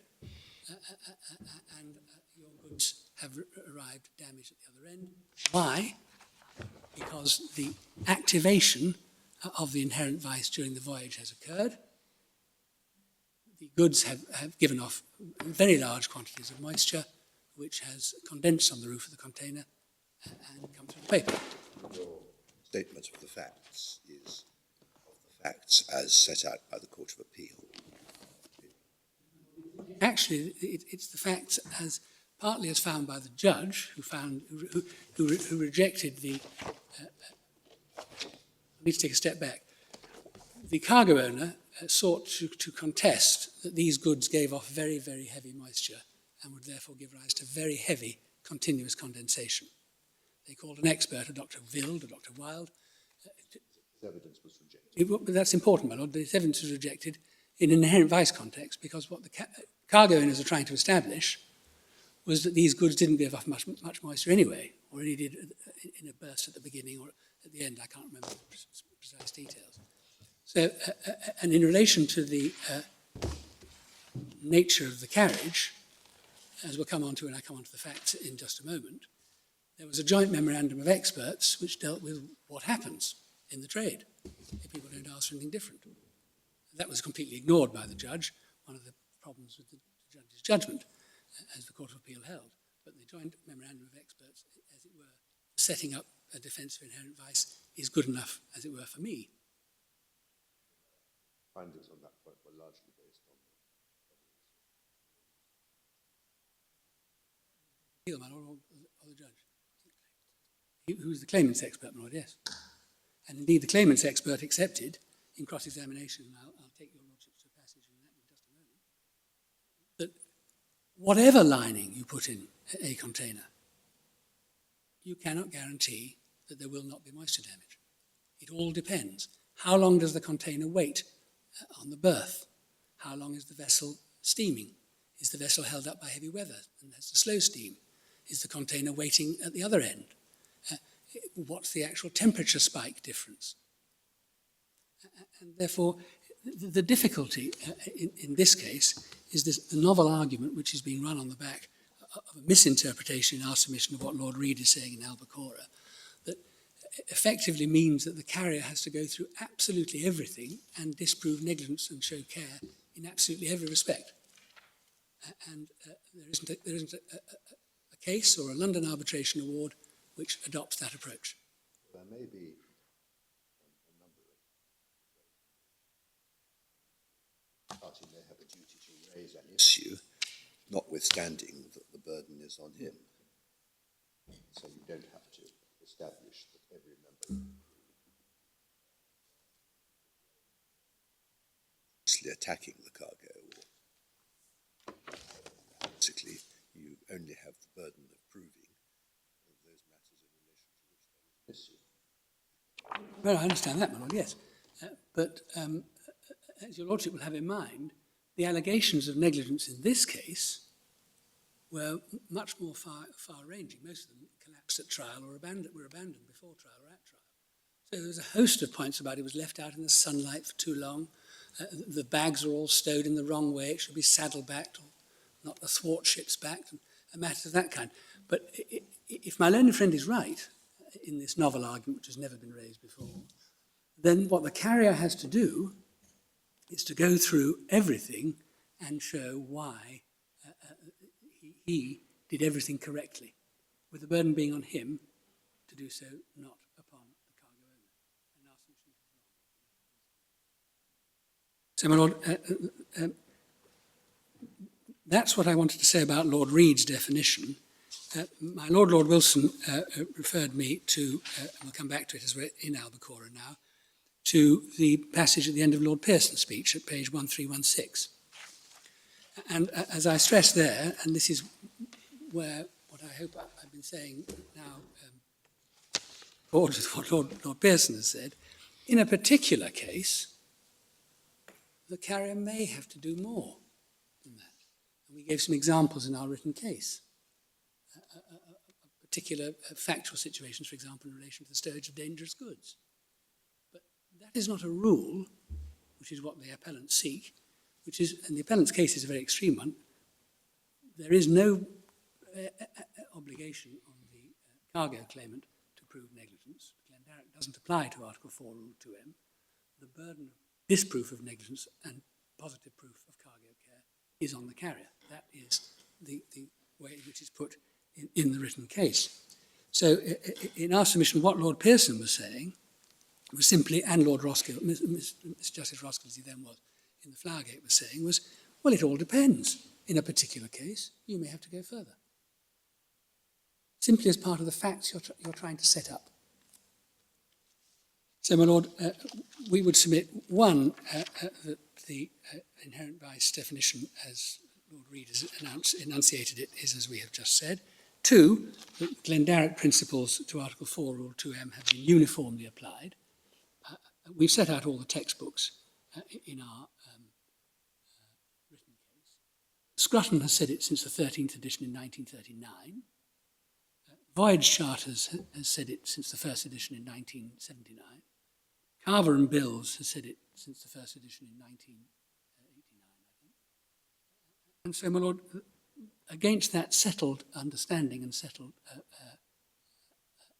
understanding of how the law works, which is entirely consistent with what Lord Pearson is saying, in our submission it is a bold argument to say that as part of proof of inherent vice, you must set out what steps of cargo care you took. Wrong. My Lord, the third topic I had under this heading was the operation of the burden of proof in an inherent vice case, and I've rather anticipated it in what I've already said. As I've said, it will be a question of fact in each case, and there's no requirement applicable in all cases that the carrier must, as a precondition of reliance on Article 4, Rule 2M, prove that it took all proper and reasonable care of it in all respects. And And therefore this court should not adopt a new prescriptive approach which defines what a carrier has to do in relation to proving inherent vice. It all depends. And so I said I'd come back to the facts of this case. As I've said, the carriage was authorised and required to be in an unventilated container. Accordingly, the container, that's booked because it's cheaper. Accordingly, the container is lined. Everybody lines containers carrying hygroscopic goods. It might be different if you're carrying barrels of oil. You need to line them because they're not going to give off moisture. The reason for putting them in is to act as some sort of attempted protection to stop the condensation dropping down onto the cargo. Moisture was in fact produced by these goods in very considerable quantities. The expert preferred at trial was the carrier's expert, Mr. Jonas, thank you, my lord, who worked out that it was effectively a sort of tank turning out masses and masses of moisture and condensation. It was accepted by the claimant's expert that there was no proper lining, no proper lining could guarantee against moisture damage. And can I just take your lordship to two matters which in our submission would be sufficient to discharge the prima facie burden on the carrier. They're in the appendix at part 3.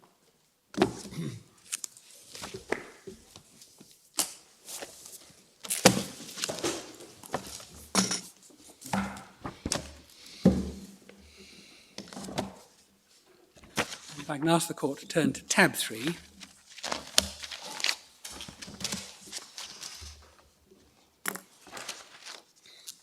This is a joint memorandum of experts, and I don't need to remind the court how important it is under the CPR and in commercial court and mercantile court trials, how important an agreement between the experts is. It shortens the issues.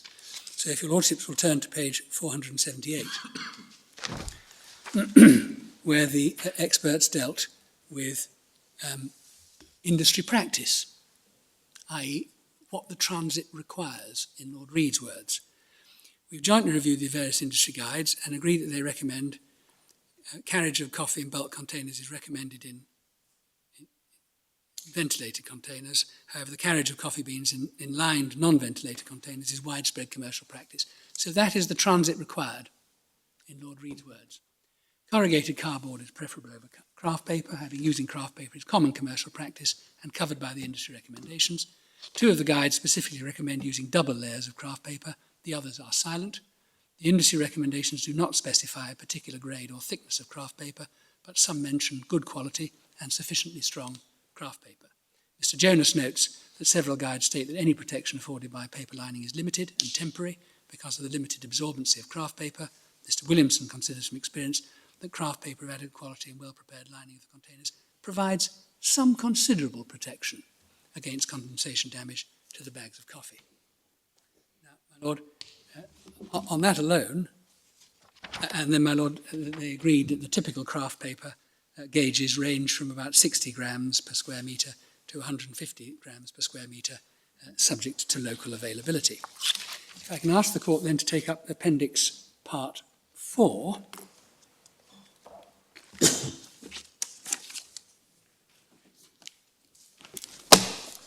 Turn in it, please.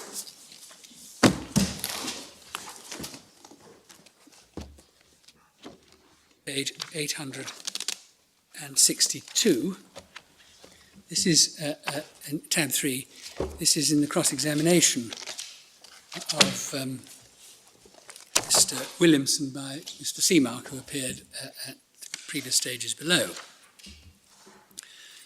And Mr. Seamark asks, between C and D, it's right, is it not, that there is no fail-safe magic way of lining or preparing a container which will guarantee that you will not have any condensation damage and coffee, and then there's the inevitable inaudible. There's no guarantee because the shipper, because as a shipper, as a shipper you're responsible for dressing the container, you do not know what that container is going to experience. Whether it's going to be stowed on deck, under deck, spend 1 day, 10 days at an intermediate port. So as a shipper, you do the best you can with the best materials available to you, so to try and avoid any wetting, any substantial wetting to the cargo. Deputy Judge. So with that preamble, the answer to counsel's question that there's no way of guaranteeing a dry out turn would be what? Well, no way of guaranteeing no condensation. that's a given, but I'm talking about condensation damage. You cannot guarantee no condensation damage. Yes, and if we turn up your report, you talk about the rigours of the voyage, you say it's necessary to internally dress the containers in order to minimise the effects of condensation which cause wetting to the bags, but is it not the case that there is any form, it is not the case that there is any form of dressing which can be guaranteed to prevent wetting by condensation? No. That's not the test, though, is it? It's not the test, my lord, but what I'm trying to deal with at the moment is what does the carrier need to aver and rely upon to establish a prima facie case within Article 4, Rule 2M? Does he need to go further and deal, as it were, preemptively with all of the sorts of matters that could be raised against him in relation to how the bags were actually loaded in, how often what the timings were for leaving them out in the sunshine, how the paper was chosen, and so on and so forth. And in our submission, and that's not what Lord Reid had in mind, and not what any case establishes. Well, yeah. Does it go as far as establishing a prima facie case, not merely that some condensation, the complete avoidance of condensation can't be guaranteed? There's a bit of a step between that and saying that all the damage that actually occurred, say 57% of the contents of the bags, suffered condensation damage. Well, that would then be, in our submission, the carrier has said, here are these containers, transit as required, substantial reduction of moisture, wetting. The cargo owner then has the burden of proof to come back and say, true, but you only use one layer, or it wasn't connected up. Well, the point I was making was a slightly different one. It was that M requires proof that effectively all the loss and damage sued for arose as a result of the inherent vice. Yes, my Lord. But I think, my Lord, in our submission, that it's two stages. The first stage is what the prima facie case is that the carrier needs to aver. And it's being said against me that I need to aver proper cargo care as well as everything else I've just said. That's an argument of law. This chunk of evidence is basically making the point that there are some conditions, sea conditions or climatic conditions, which no amount of care would be proof against. Well, that may be relevant if one of those conditions actually eventuated. Well, the second stage is then at trial, when the carrier having adduced its prima facie case, the cargo owner having countered with its case of negligence, on settled principles, then in our submission the burden of proof, that's why burden of proof never comes up, becomes irrelevant because they bring their case, and there's then a tussle in the arena, and the judge has to work out what is what. And it is true that if the cargo owner establishes that there was some negligence, then the carrier may have the burden of saying, well, if, which is denied, there was negligence, it only affected the bags in container 2, not the bags in container 4, or it only contacts the bags down the side and not the bags at the top. That, my Lord, I entirely accept, but it's not the first stage. My Lord, some useful guidance in our submission is found in a New Zealand authority, and I ask the court to read it to itself because I have to deal with the facts as well. It's Shaw, Saville and Powley in the Authorities Bundle 5 at tab 79. And that, we cited passages of it in our written case. That is a useful case which demonstrates that the factual line may be difficult to draw and refers approvingly in a Hague Rules Glendarroch context to the carrier having only to set up a prima facie case that the damage is apparently within the exception. Words which are... Give us a page reference. So sorry, my Lord, yes. It's page 3203.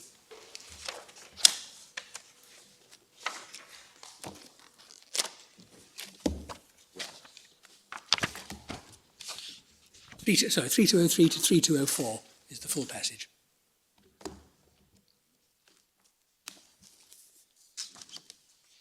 Lord, the approach of the Court of Appeal concluding my submissions under this heading are at paragraph 63 of the Court of Appeal's decision, Core Bundle 241.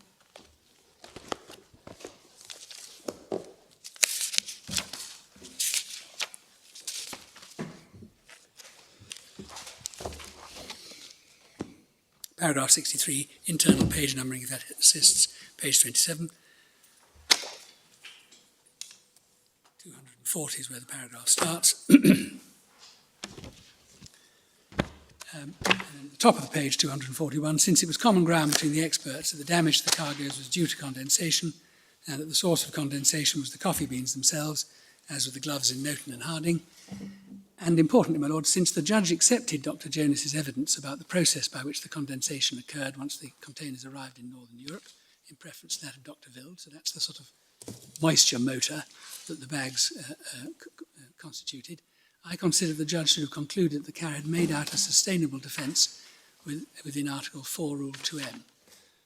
Had he reached that conclusion and then analysed the burden of proof correctly, he should have gone on to consider whether the exception was negative because the carrier had not employed a sound system in the carriage of goods, and had it done so, the damage would not have occurred, an issue on which the legal burden was on the claimants. And our submission that is correct.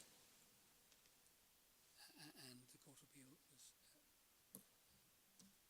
was, for dealing with on the particular facts of the case, the Court of Appeal was perfectly entitled to reach that factual finding that what the carrier had adduced was sufficient to establish a sustainable prima facie case of a defence under Article 4, Rule 2M. My lord, my sixth heading on issue 1 I'm going to be very short about, which was the order and burden of proof. As results from that, I think I've probably canvassed my ground already sufficiently on that, and it's summarised in our case, so I won't go back over it again. 3.2 and 4.2M operate in the way in which we've said. My lord, that leaves me, I think, yes, 22 minutes to deal with the facts. And there are two issues on the facts here. Your lordships will have in mind that the respondents initially objected to the grant of permission to appeal on the basis that the facts found by the Court of Appeal meant that even if the burden of proof is on us, as the appellants contend, and not on them, we contend, then the findings of fact made by the Court of Appeal were determinative in our favour anyway. That we submit, unusually perhaps, remains the position. The appellant raises two arguments against it. The first argument is that the mere fact the Court of Appeal has found one way doesn't mean that I can rely upon it. I have the burden of proof on me. And the second is that the facts as found by the Court of Appeal were impermissible interventions into the judge's fact-finding province. Can I deal with the first of those points? The position is as follows. The claimants allege specific instances of causative negligence. And they were put forward as the sole basis of the case of breach of cargo duty of care.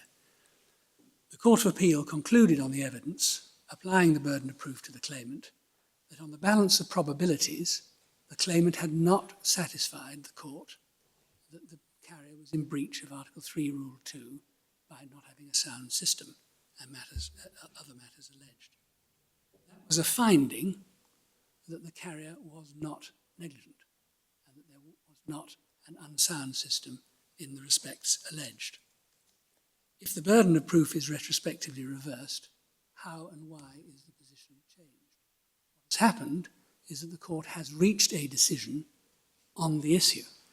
It has not said, as the court said in the Poppy M, I do not know what the position is.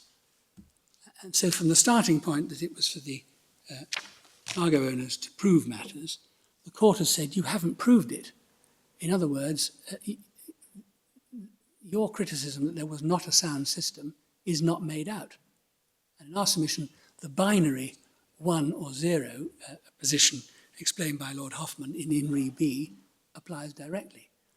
The Poppy M has nothing to do with what the Court of Appeal has decided. My Lord Reid was putting to Mr. Russell yesterday that the Court of Appeal had actually made findings, and that's the whole point of the second. Some of the Court of Appeal's analysis of the facts is based on their consideration of the evidence. Yes. Some of it, on the other hand, is based on the proposition that it was for the cargo owner to assume the burden of proving certain matters which they had failed to do. Paragraph 79, for instance. Yes, my Lord, but when one goes back before paragraph 79 and looks at paragraph 78 and 88, and then paragraphs 90 and 91, one sees that the court has gone through all of the matters alleged by the claimant and reached a finding on them. So this is not a case where, as in the Poppy M, the court was able to say, well, I just don't know. They say there's a sound system. They say there isn't a sound system. I can't tell. In those circumstances, the burden of proof will be determinative, because if it was my burden to prove that there was a sound system, then I have failed. But if it's their burden to prove there was not a sound system, then they have failed. That, in our submission, is not a fair reading of the Court of Appeal's decision. The Court of Appeal has waded in on the facts in relation to all of the matters alleged and has reached findings on them. Indeed, that is the thrust of Mr. Russell's second part of the criticisms of the Court of Appeal. So we would submit that the claimants are stuck with the finding, if the court does not reopen the findings of fact made by the Court of Appeal, the claimants are stuck with those findings of fact, irrespective of where the court started off from in dealing with it. Consider any ordinary commercial court or mercantile list trial. The burden of proof is on the carrier to establish breach of Article 3, Rule 2. He induces 4 allegations. They're investigated at trial in extensive oral evidence and lots of documentary evidence. The judge says, you've got the burden of proof on this, you haven't satisfied me on it. I find there was a sound system. In those circumstances, the judge has found there was a sound system. It makes no difference where the starting point is once the trial has got underway. And in our submission, that's precisely what's happened here. That is why burden of proof points never come up, because where they start from doesn't then affect the debate in the arena which takes place when all of the matters in evidence are gone into and the court reaches a view one way or the other. So you're saying when the court says the claimant hasn't proved it, the court is also saying the defendant has proved the opposite? I'm saying in relation to the fact which has to be proved, so here the claimant avers no sound system. The claimant has not proved no sound system. Therefore, the system was sound. That is the duty of proving the absence of a sound system. Then the whole premise of that statement of the Court of Appeal has gone. Sorry, I didn't catch your question. If the Court of Appeal say the claimant has failed to prove X, and we conclude, contrary to their view, that he didn't have the obligation to prove X, then the whole basis of that particular finding of the Court of Appeal goes. It's not a finding on the evidence, it's a finding on the burden of proof. That I accept, my Lord, but then your Lordship has to go back to look at the particular aspects which have been, which my clients have been criticised. Right, some of them are covered by evidence which the Court of Appeal analysed, and you're coming to the question whether they were entitled to disagree with the judge on that. But some of them, and I think this is particularly relevant to the thickness of the craft paper used, as to which there was frankly no evidence. Some of them, it does depend on where the burden of proof lies. Well, that in our submission is why it is necessary to read very carefully the Court of Appeal's judgment. The thickness of the paper is irrelevant if the evidence is, and that was their witness said, it was 80 grams. The evidence isn't that it was 80 grams. The judge's finding was that it was at least 80 grams. Yes. But, my Lord, that's why all these findings link together. But the court found, as a fact, that there was an industry practice. Court of Appeal found as a fact there was an industry practice because it had... One of the points on which they disagreed on the evidence, yes, my Lord, with the judge. But the industry practice, which it found, and which it said the judge had completely ignored in the joint memorandum, is to double up the paper.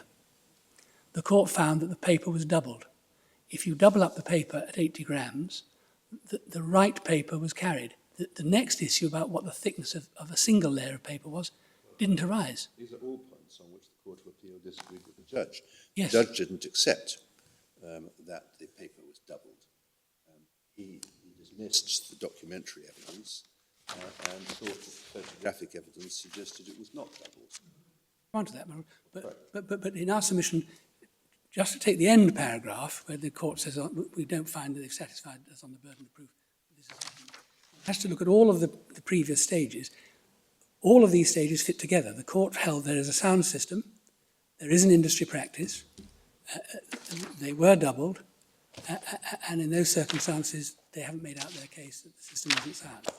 If one goes through the paragraphs which I've outlined, it is in our submission clear that is what the Court of Appeal has done. And therefore, if the Court of Appeal has found that the paper was doubled, and I'm coming on to whether it's right or not to do so, at a particular weight and in accordance with industry practice, then the particular thickness, the point which is made against this, is completely irrelevant. Because it was accepted by the experts, we've just seen it in the joint memorandum, that you double up your paper, and paper comes between anything between 60 and 160, 60 and 125 grams. Was that you had to double it if it was 80 grams, but single would be okay at 125. Yes.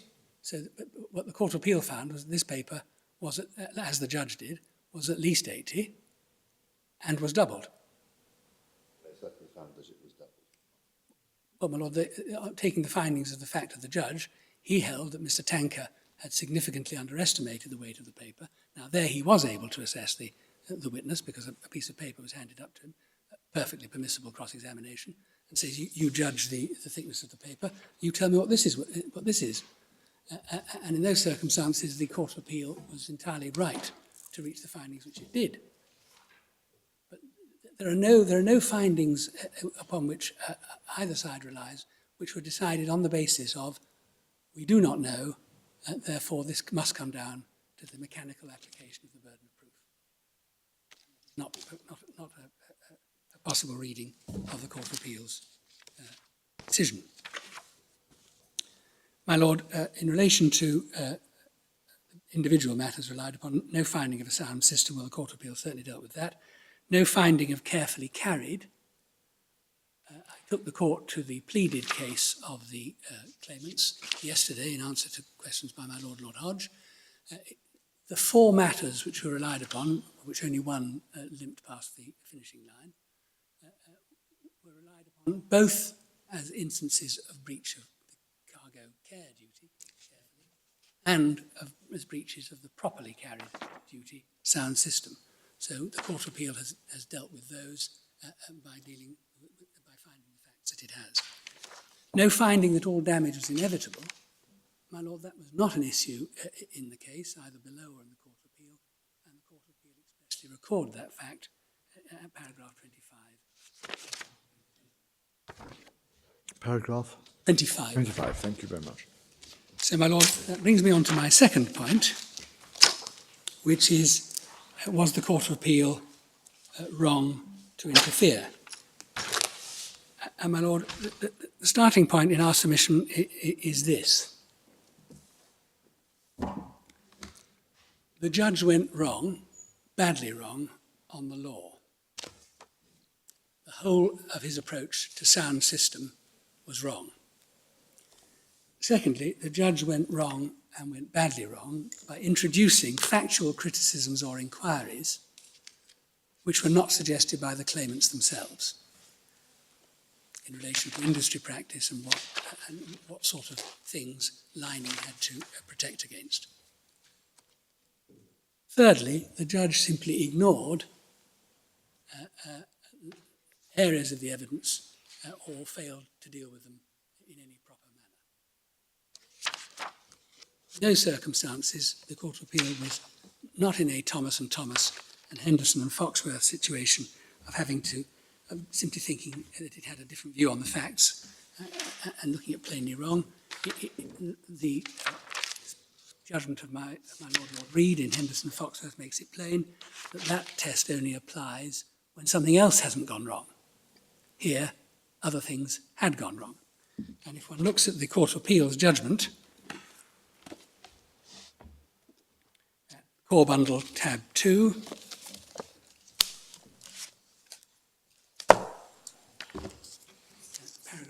paragraph 64,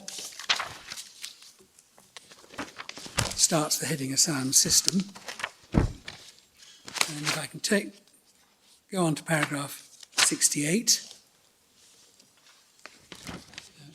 Mr. Russell accepted this criticism of the judge's decision about misdirecting himself in law. Paragraph 69, the judge's overly rigorous approach appears from his conclusions, and this is important, but all this criticism was also accepted. These conclusions by the trial judge are surprising, since the claimants did not allege at trial that such scientific calculation or study should have been carried out. The need, paragraph 70, for such calculation or study was thus a requirement of the judge himself, which was not supported by the evidence. Indeed, it flew in the face of the evidence. That is a criticism of paragraph 49 of the judge's judgment. It's a criticism of an alternative hypothesis, which was not, as I read it, the basis of the judge's judgment at all. At paragraph 49, he says that he is unable to regard the documents which were relied upon as recording or even evidencing any general practice in this regard, let alone one operating in 2012. He then says, in what's really a throwaway line, in any event, a general practice, had one existed, could not itself have rendered a system sound in the absence of appropriate theoretical or empirical underpinning.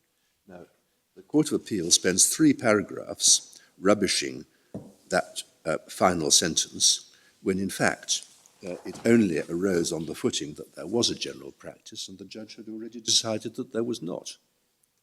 Yes, my Lord, but in our submission, what the Court of Appeal is correctly identifying is that the judge started in the wrong place for identifying what a general practice is. Because, as he says in paragraph 49, had one existed in the absence of any appropriate theoretical or empirical underpinning, and he goes on in his judgment then to deal in terms of the sound system. Go back to paragraph 48.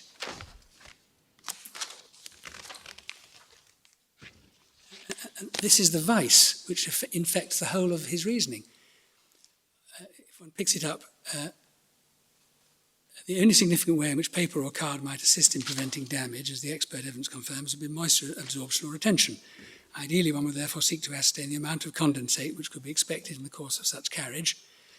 Alternatively, particularly if this cannot be in practice be properly established by theoretical calculation, a suitable empirical study might establish that a particular weight or type of paper or card is sufficient in practice to prevent damage. No such calculation or study was referred to in the evidence. There's the judge referring to something which was not ever alleged by the claimant, either instigated or effected by the carrier itself. It may well be that such work has never been done by anybody in the absence. But nevertheless, the first sentence is perhaps the critical one, that lacking from the evidence of the carrier was any identification of what had actually been done, the weight of the paper used, and whether or not in a double layer, and any explanation of why that weight and type had been chosen. So, and if the carrier wasn't simply following an industry practice and the judges rejected that, then he's saying, well, I don't have evidence from the carrier as to what he actually did and why he did it. So I'm not in a position to say that a sound practice was adopted. But, my Lord, he did have evidence of what the carrier did, because there were photographs of precisely what had been done in relation to the lining of the container. Well, granted his rejection, granted his conclusion that he was unable to tell from the photographs what exactly had been done, then the first sentence is really the important one, I'd have thought, because that justifies his conclusion, regardless of what then follows in the rest of paragraph 48. Well, Lord, we would, going back to paragraph 49,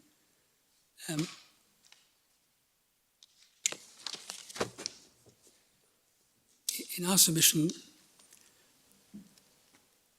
the judge, by asking himself what a sound system should be, necessarily then approaches what industry practice needs to be to see whether there is an industry practice in that way.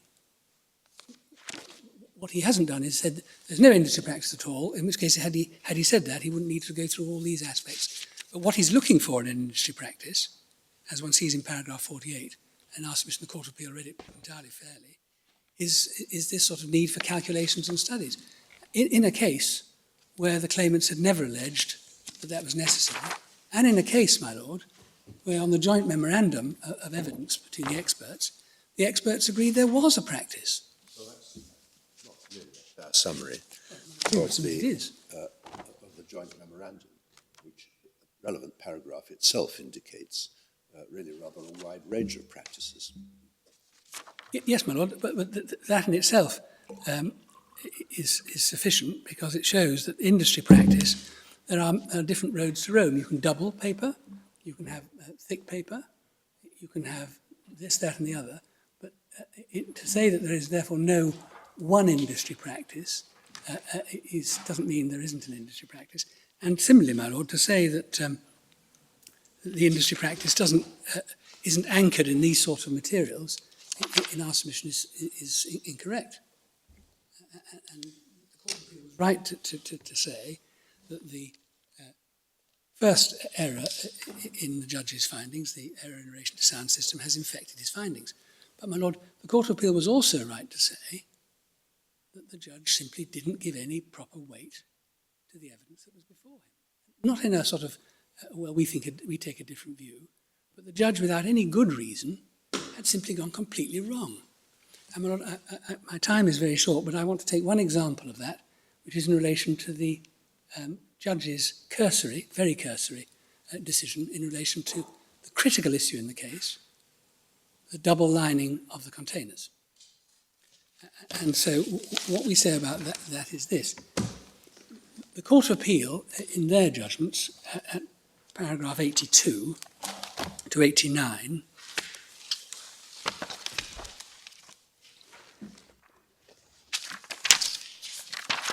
go through in detail the contemporary documentary evidence. Any fact finder knows that the best evidence, or likely the best evidence, is going to be the contemporary evidence of what was done. Witness recollection 2 years later is likely to be less satisfactory. That is an axiom, that is a cardinal principle which any fact finder observes. The Court of Appeal say, in paragraphs 84 to 88, which the Court will read again, the judge took no evidence, no account of that at all. But he did consider it, rejected it, partly on the ground that there's no evidence that they'd been invoiced for double lining. Difficulty with that is it ignores everything else. And so if I can ask your lordship to look at the contemporary documents, Appendix Part 5,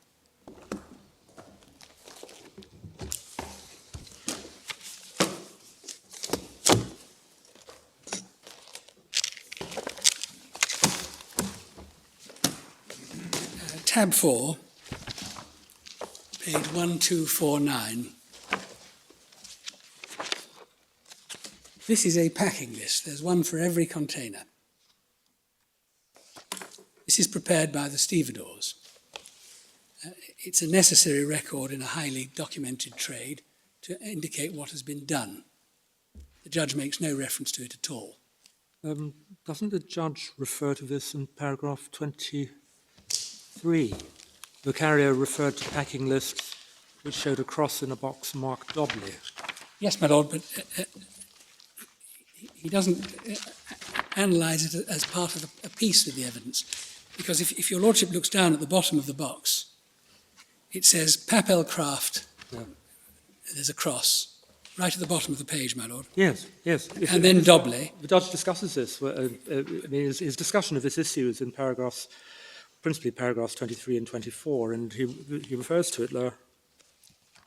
If your lordship also looks at the box above, a registro photografico, a photographic record has been taken. So that sets the context for the photographs which we've been looked at. There are then other documents. Your Lordship turns to page 1249, 1285.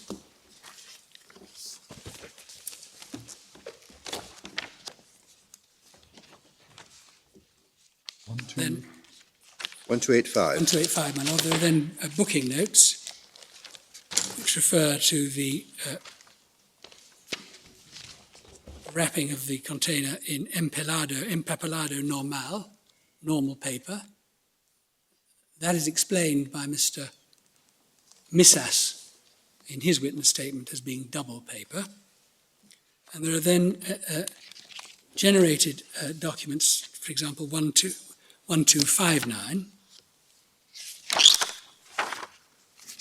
which record what the shippers have had in terms of lining. Where do we find this? 1259, my Lord. This is just at random, and you will see that this records what instruction is given in relation to the paper. Some people, one particular shipper, likes corrugated cardboard, carton corrugado. Other people, everybody else, likes doppelkappa papel kraft. Now, well, those are the contemporary documents. Now, on what basis are the contemporary documents not to be preferred? Is this something different from the spreadsheets that the judge refers to? That is the spreadsheet to which the judge is Oh, referring. it is? Oh, right. My Lord, if one then looks at the photographs, which have to be read in the light of, this is a jigsaw, so one's putting together the pieces, and if one looks at the photographs, one sees, for example, Bundle 6, is it? Or this is same bundle, my Lord, tab 2. okay. And if one looks at the photographs, memory stick 1085, sees a sequence of photographs for one container. And it's the same for all of them. They start off with an empty container. They then photograph, next page, 1086, the door, because that's got the crucial numbering on. They then photograph, 1 minute only, my Lord, and I will sit down. They then photograph the inside of the packing, and your Lordship sees that what has been done is that 2 sheets have been hung as double sheets. So effectively what has been done is to take a sheet and fold it in this way, in half, and then hang it up. And your Lordship sees that at the break of the line there, where one sees the 2 ends of the folded sheet. Sorry, which page are we on? 1087, my Lord.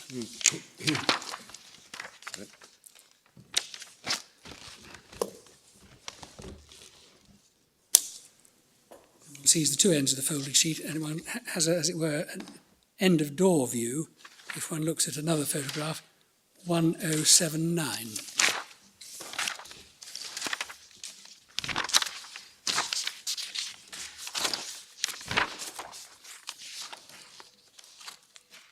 Where one sees again a container which has been hung with sheets that have been folded in 2 and which therefore have 2 layers.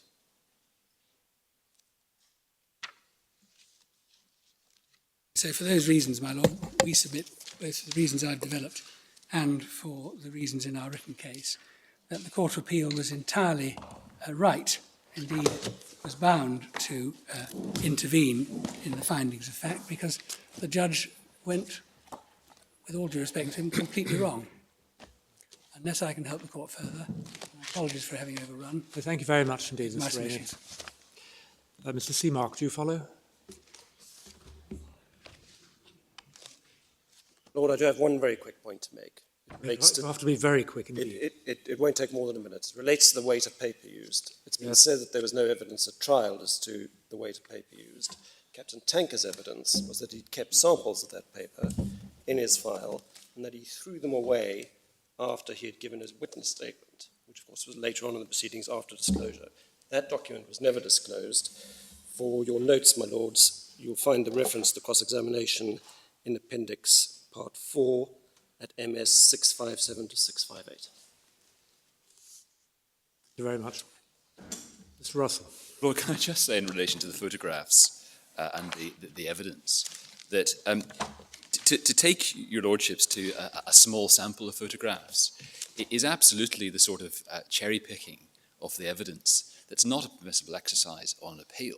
It's precisely why the judge, as the primary finder of fact, is responsible for finding primary findings of fact, and his findings shouldn't be disturbed by appellate courts. I could equally take you to a selection of the photographs which we say show pretty clearly there's only a single layer rather than suggestions of double layers. I'm hesitant even to give you the references to those photographs because... Well, you took us yesterday to 1205. Well, I took you to some. I took you, I think, to 1071. Anyway, your suggestion, I take it, is that a photograph of one container isn't necessarily representative of the 18 that were... Exactly. And if one looks at, for example, at 1031 at the top, you have what is fairly clearly a single layer hanging from the ceiling, and at 1033, fairly clearly a single layer falling from the side. But the main point is that the judge went into these photographs in a great deal of detail. He had both experts commented in detail on the photographs, just a schedule of what they thought each photograph showed.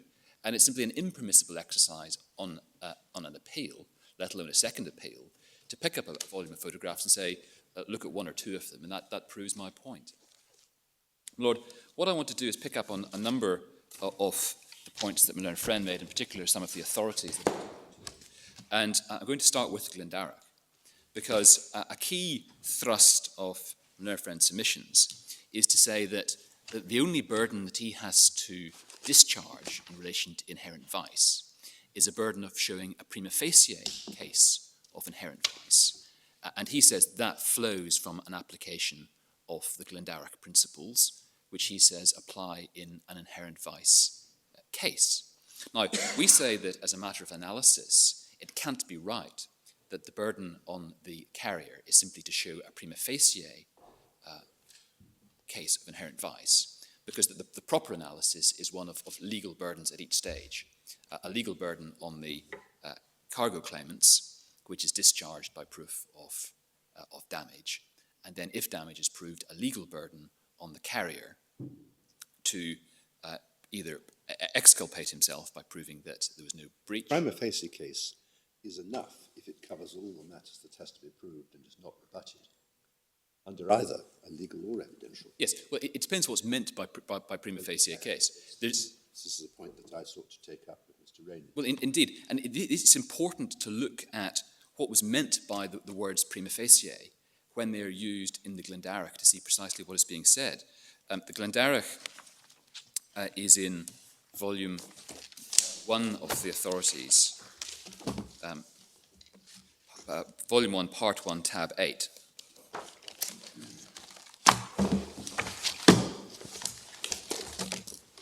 And the term prima facie is used in a number of places, and actually it's used in a different sense by different judges. Our overview in relation to the Glendarroch is that the analysis is plainly one of legal burdens being discharged at each stage. And the first step is that the plaintiffs discharge the burden which is initially on them by proving contract and non-delivery. That's in the middle of page 231 of the report, electronic reference 1531. Plaintiffs have to prove the contract and the non-delivery. If they leave that in doubt, of course, they fail. Then the defendant's answer is yes, but the case was brought within the exception, within its ordinary meaning. That lies upon them. And that passage is consistent with it being a legal burden on the defendants to prove that the case falls within the exception. Now, when we look at the meaning, or the way in which prima facie is used, if I can ask you to go over to page 1533, page 233 internally.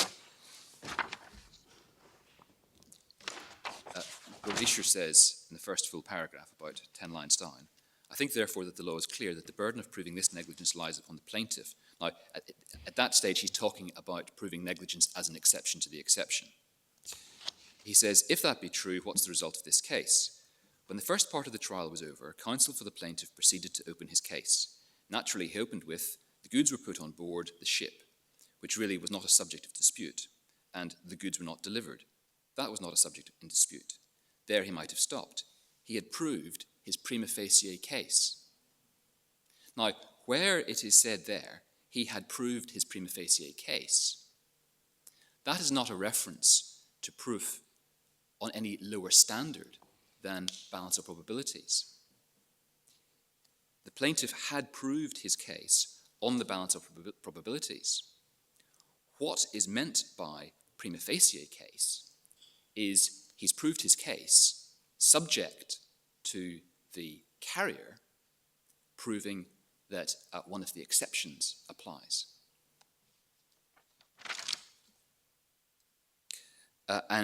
Then we... He proved everything that he had to prove.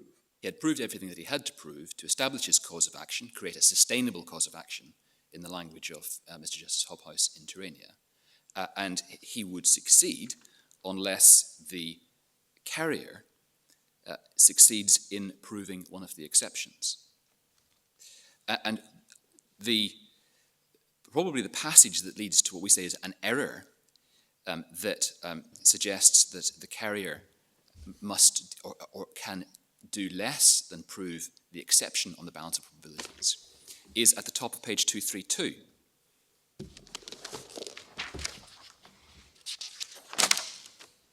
So Lord Isher has discussed the sequence of pleading whereby the cargo claimants plead the contract and non-delivery or damage. The carrier then pleads an exception, and Lord Isher then says at the top of 232, then you have a long succession of cases all setting out a replication or reply, and that reply in the given case is, yes, it's true that there was a loss by perils of the sea within the prima facie exception, but that was brought about by the negligence of your servants, i.e. by your captain and crew. And in the same way that prima facie was used over the page on 233, so it is being used here. What it means is that the carrier has proven that the case falls within the exception on the balance of probabilities. But it is, at that stage, only a prima facie exception because the cargo claimants can avoid the impact of the exception by proving an exception to the exception, negligence on the part of the carrier being treated as an exception to the exception. The case does not provide any support for the proposition which my learned friend draws from it, which is that if there is a burden on the carrier to bring himself within the terms of an exception, he can discharge that burden merely by showing a prima facie case that the exception might apply. The proper analysis is that once the cargo claimant discharges the burden which is upon it, which we say, even in a Hague Rules case, is simply to show that the goods were redelivered in a damaged condition, there is a legal burden on the balance of probabilities on the carrier to prove all elements of the exception.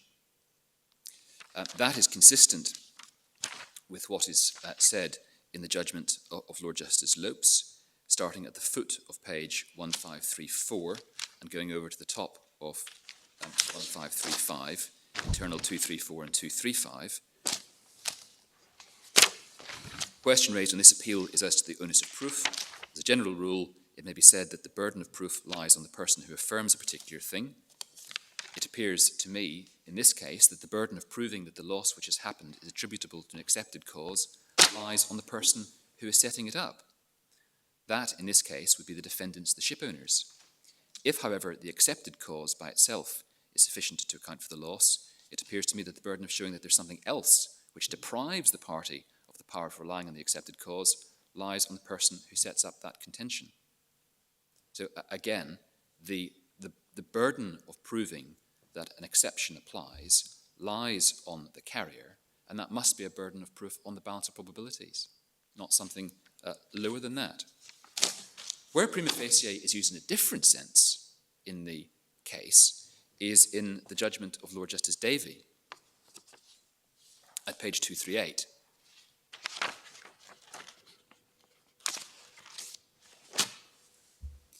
And at page 238, electronic reference 1538, he is here looking at the evidence at the third stage. So in other words, assuming that the claimants have discharged the initial burden on them, assuming that the carriers have proven that the perils of the sea exception applies, and looking at the evidence as to whether the cargo claimants can prove negligence.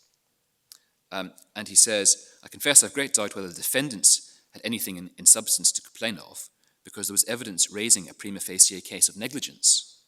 And the learned judge might, it is admitted, have said to the counsel for the defendants, there is a prima facie case of negligence raised by the plaintiffs for you to answer, and the defendants would have put in their evidence to answer that. The term is there being used in the sense of an evidential inference, raising a case that has to be met by counter evidence within the context of the burden being on the cargo claimants to prove the exception to the exception.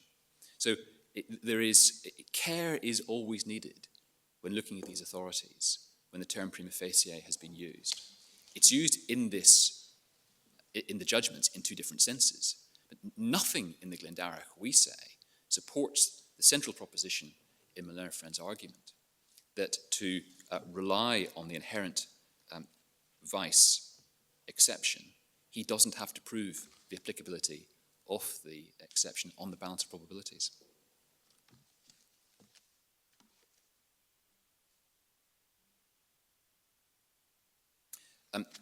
If I can return then to the first stage of the analysis, which is what does proof of damage achieve? As I developed yesterday, we say that proof of damage is sufficient to discharge the initial legal burden, which is on the cargo claimant, and puts a legal burden on the carrier to exculpate himself, either by proving that he provided the contractual degree of care required by 3.2, or by proving that an exception applies. And there are two routes to that conclusion. One is a traditional English approach that he who pleads must prove, because we say that even in a Hague Rules case, there is an obligation on the carrier to redeliver the goods in a sound condition. And we say that because the rules are not an exhaustive code. As I showed yesterday, there is no redelivery obligation in the rules at all. They don't cover the full scope of the contract, the full scope of the bailment. One obviously has to find that there is a redelivery obligation. And if there is a redelivery obligation in a Hague Rules bailment, there's absolutely no reason why that should not be the underlying common law bailment obligation to redeliver in a sound condition. Now, Malin Friend took you to the observations of Lord Pearson in Albacora, in which he disagreed with Lord Wright's construction of Article Rule 3.2 of the rules. And Lord Pearson said that you don't find in Rule 3.2 an obligation to achieve the desired result, an obligation to redeliver in a sound condition. And that's consistent with our analysis that 3.2 defines the level of contractual care which is required in a Hague Rules bailment. But merely saying that you don't get to that result as a matter of construction of 3.2 itself does not mean that there is no obligation to redeliver in sound condition. One has to look at the nature of the contract, which is a contract of bailment. One has to consider the inherent characteristics of that contract. There must be an obligation to redeliver, and as I say, there is no reason why it should not be, and we say it is, the common law obligation to redeliver in sound condition. So the identification of that obligation is the first route to a finding that proof of damage puts an obligation on the carrier, a legal burden on the carrier, either to exculpate himself by proving that he took reasonable care or by proving an exception. The other two authorities which my friend took you to were the Australian cases of Gamlin and the Bunga Saroja. In Gamlin, the burden of proof was not an issue before the court. But interestingly, if I just take you briefly to one passage in that judgment, it's at 3231 in the electronic reference, which is at the back of volume 5 of the authorities.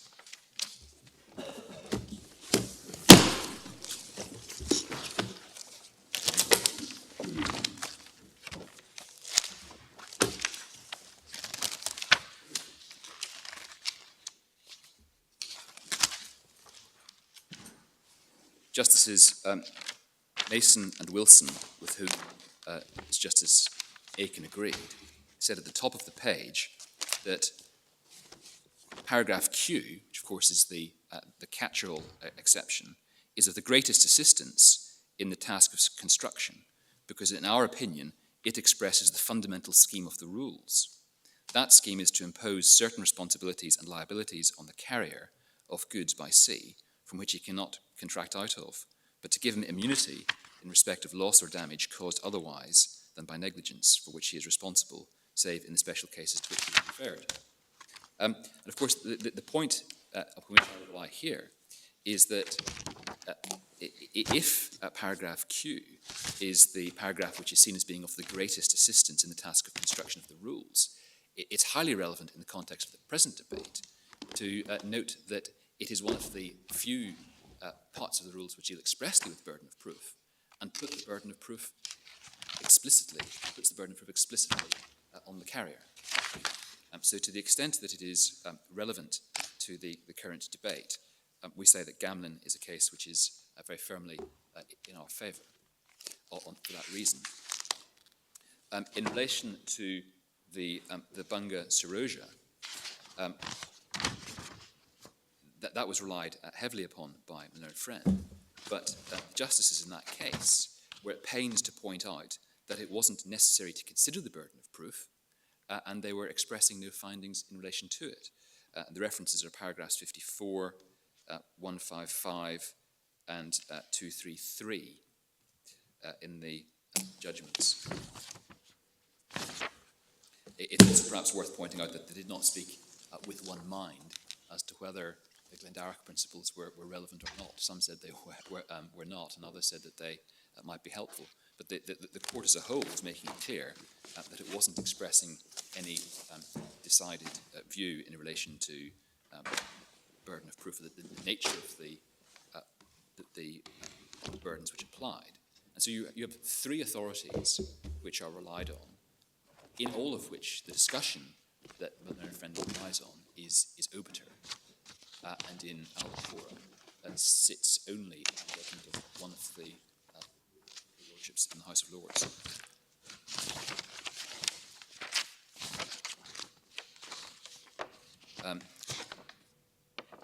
Sorry, you said 54, 155 and 233, was it? Yes. Because I don't have a paragraph 233 in my copy of the bundles. Ah. Well, it stops at paragraph 228. Lordship, bear with me for one moment.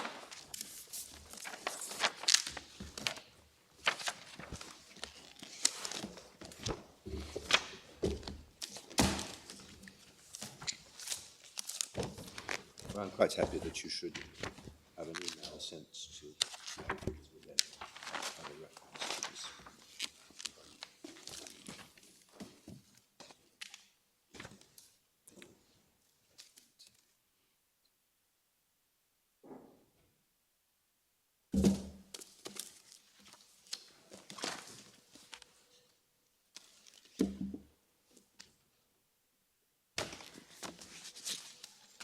Lord, I'll try and find the correct references. It's in the judgment of Mr. Justice. You may have meant 223. Yes. That's Where Mr. Justice Justice Callanan, yes, indeed. says that he's not expressing any concluded view on the point. Yes, that's case.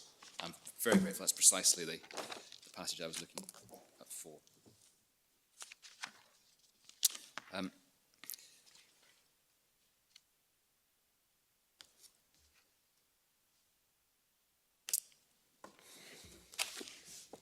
My own friend also referred you to the Australian case of Shaw Saville. And again, that is a case in which the judgment is not entirely internally consistent. My own friend relies on certain passages in that judgment, but if one goes to 3200 in the authorities bundle, it's bundle 5.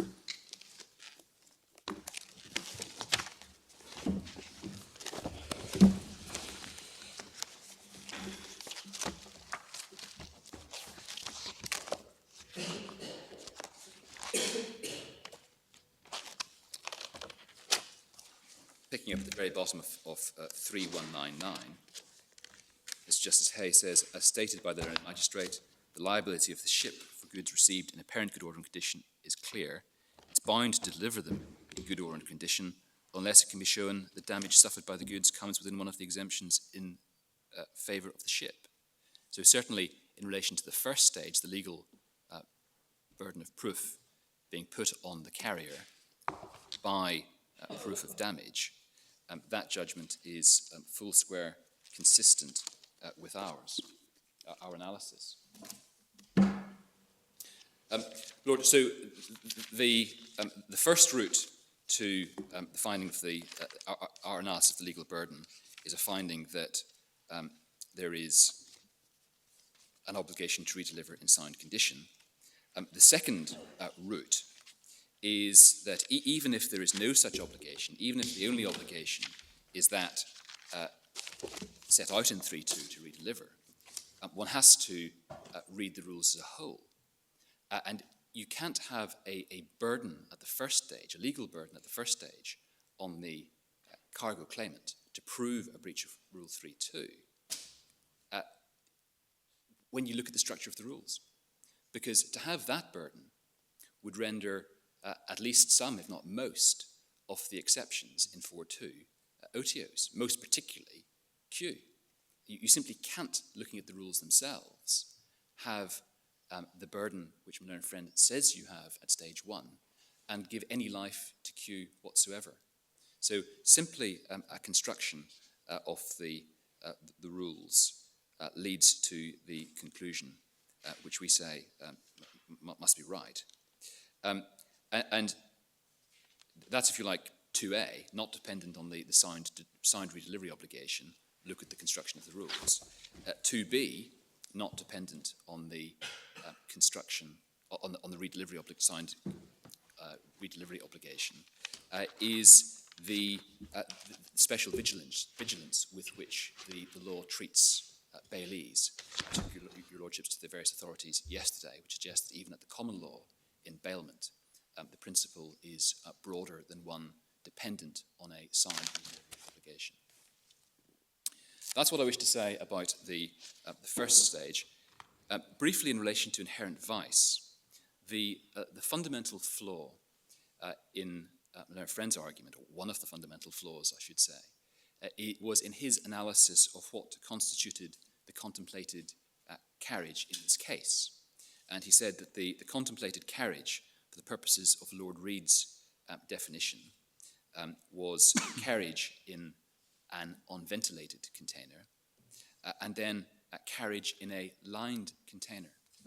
But it's at that point that his analysis is flawed and does not go far enough.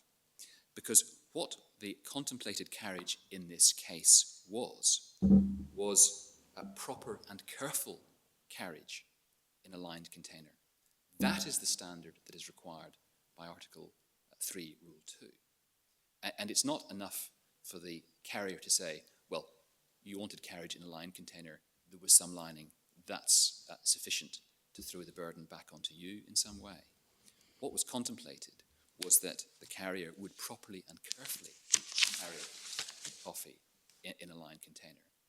And that necessarily involves a careful consideration as to whether the carrier had done that or not. And the proposition that the contemplated carriage it involves carriage to the contractual standard is what is set out in Scrutton at paragraph 11.055. That's at electronic reference 3513.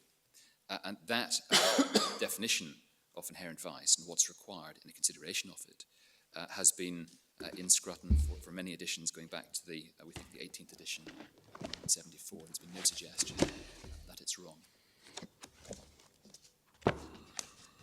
Lords, I'm conscious of the time. I gave you my brief overview of the factual analysis at the start of my reply submissions. I don't intend to go into any detail. No, and we have your written submissions. Thank you very much, Mr. Russell. Well, the court is very grateful to all counsel for the very high quality of the submissions that we've received. We're greatly assisted by that. And we're also grateful to those sitting behind who've no doubt have also contributed in their own way. We'll take time to consider this very interesting case and let you have our decision. Yeah. It's being suggested I might give you a time limit for the additional submissions on, if you any you wish to put in, on the civilian systems. It would help us very much if you could let us have them within, say, we'll say by the end of this month. Yeah, very well. Good. Thank you. The court will adjourn.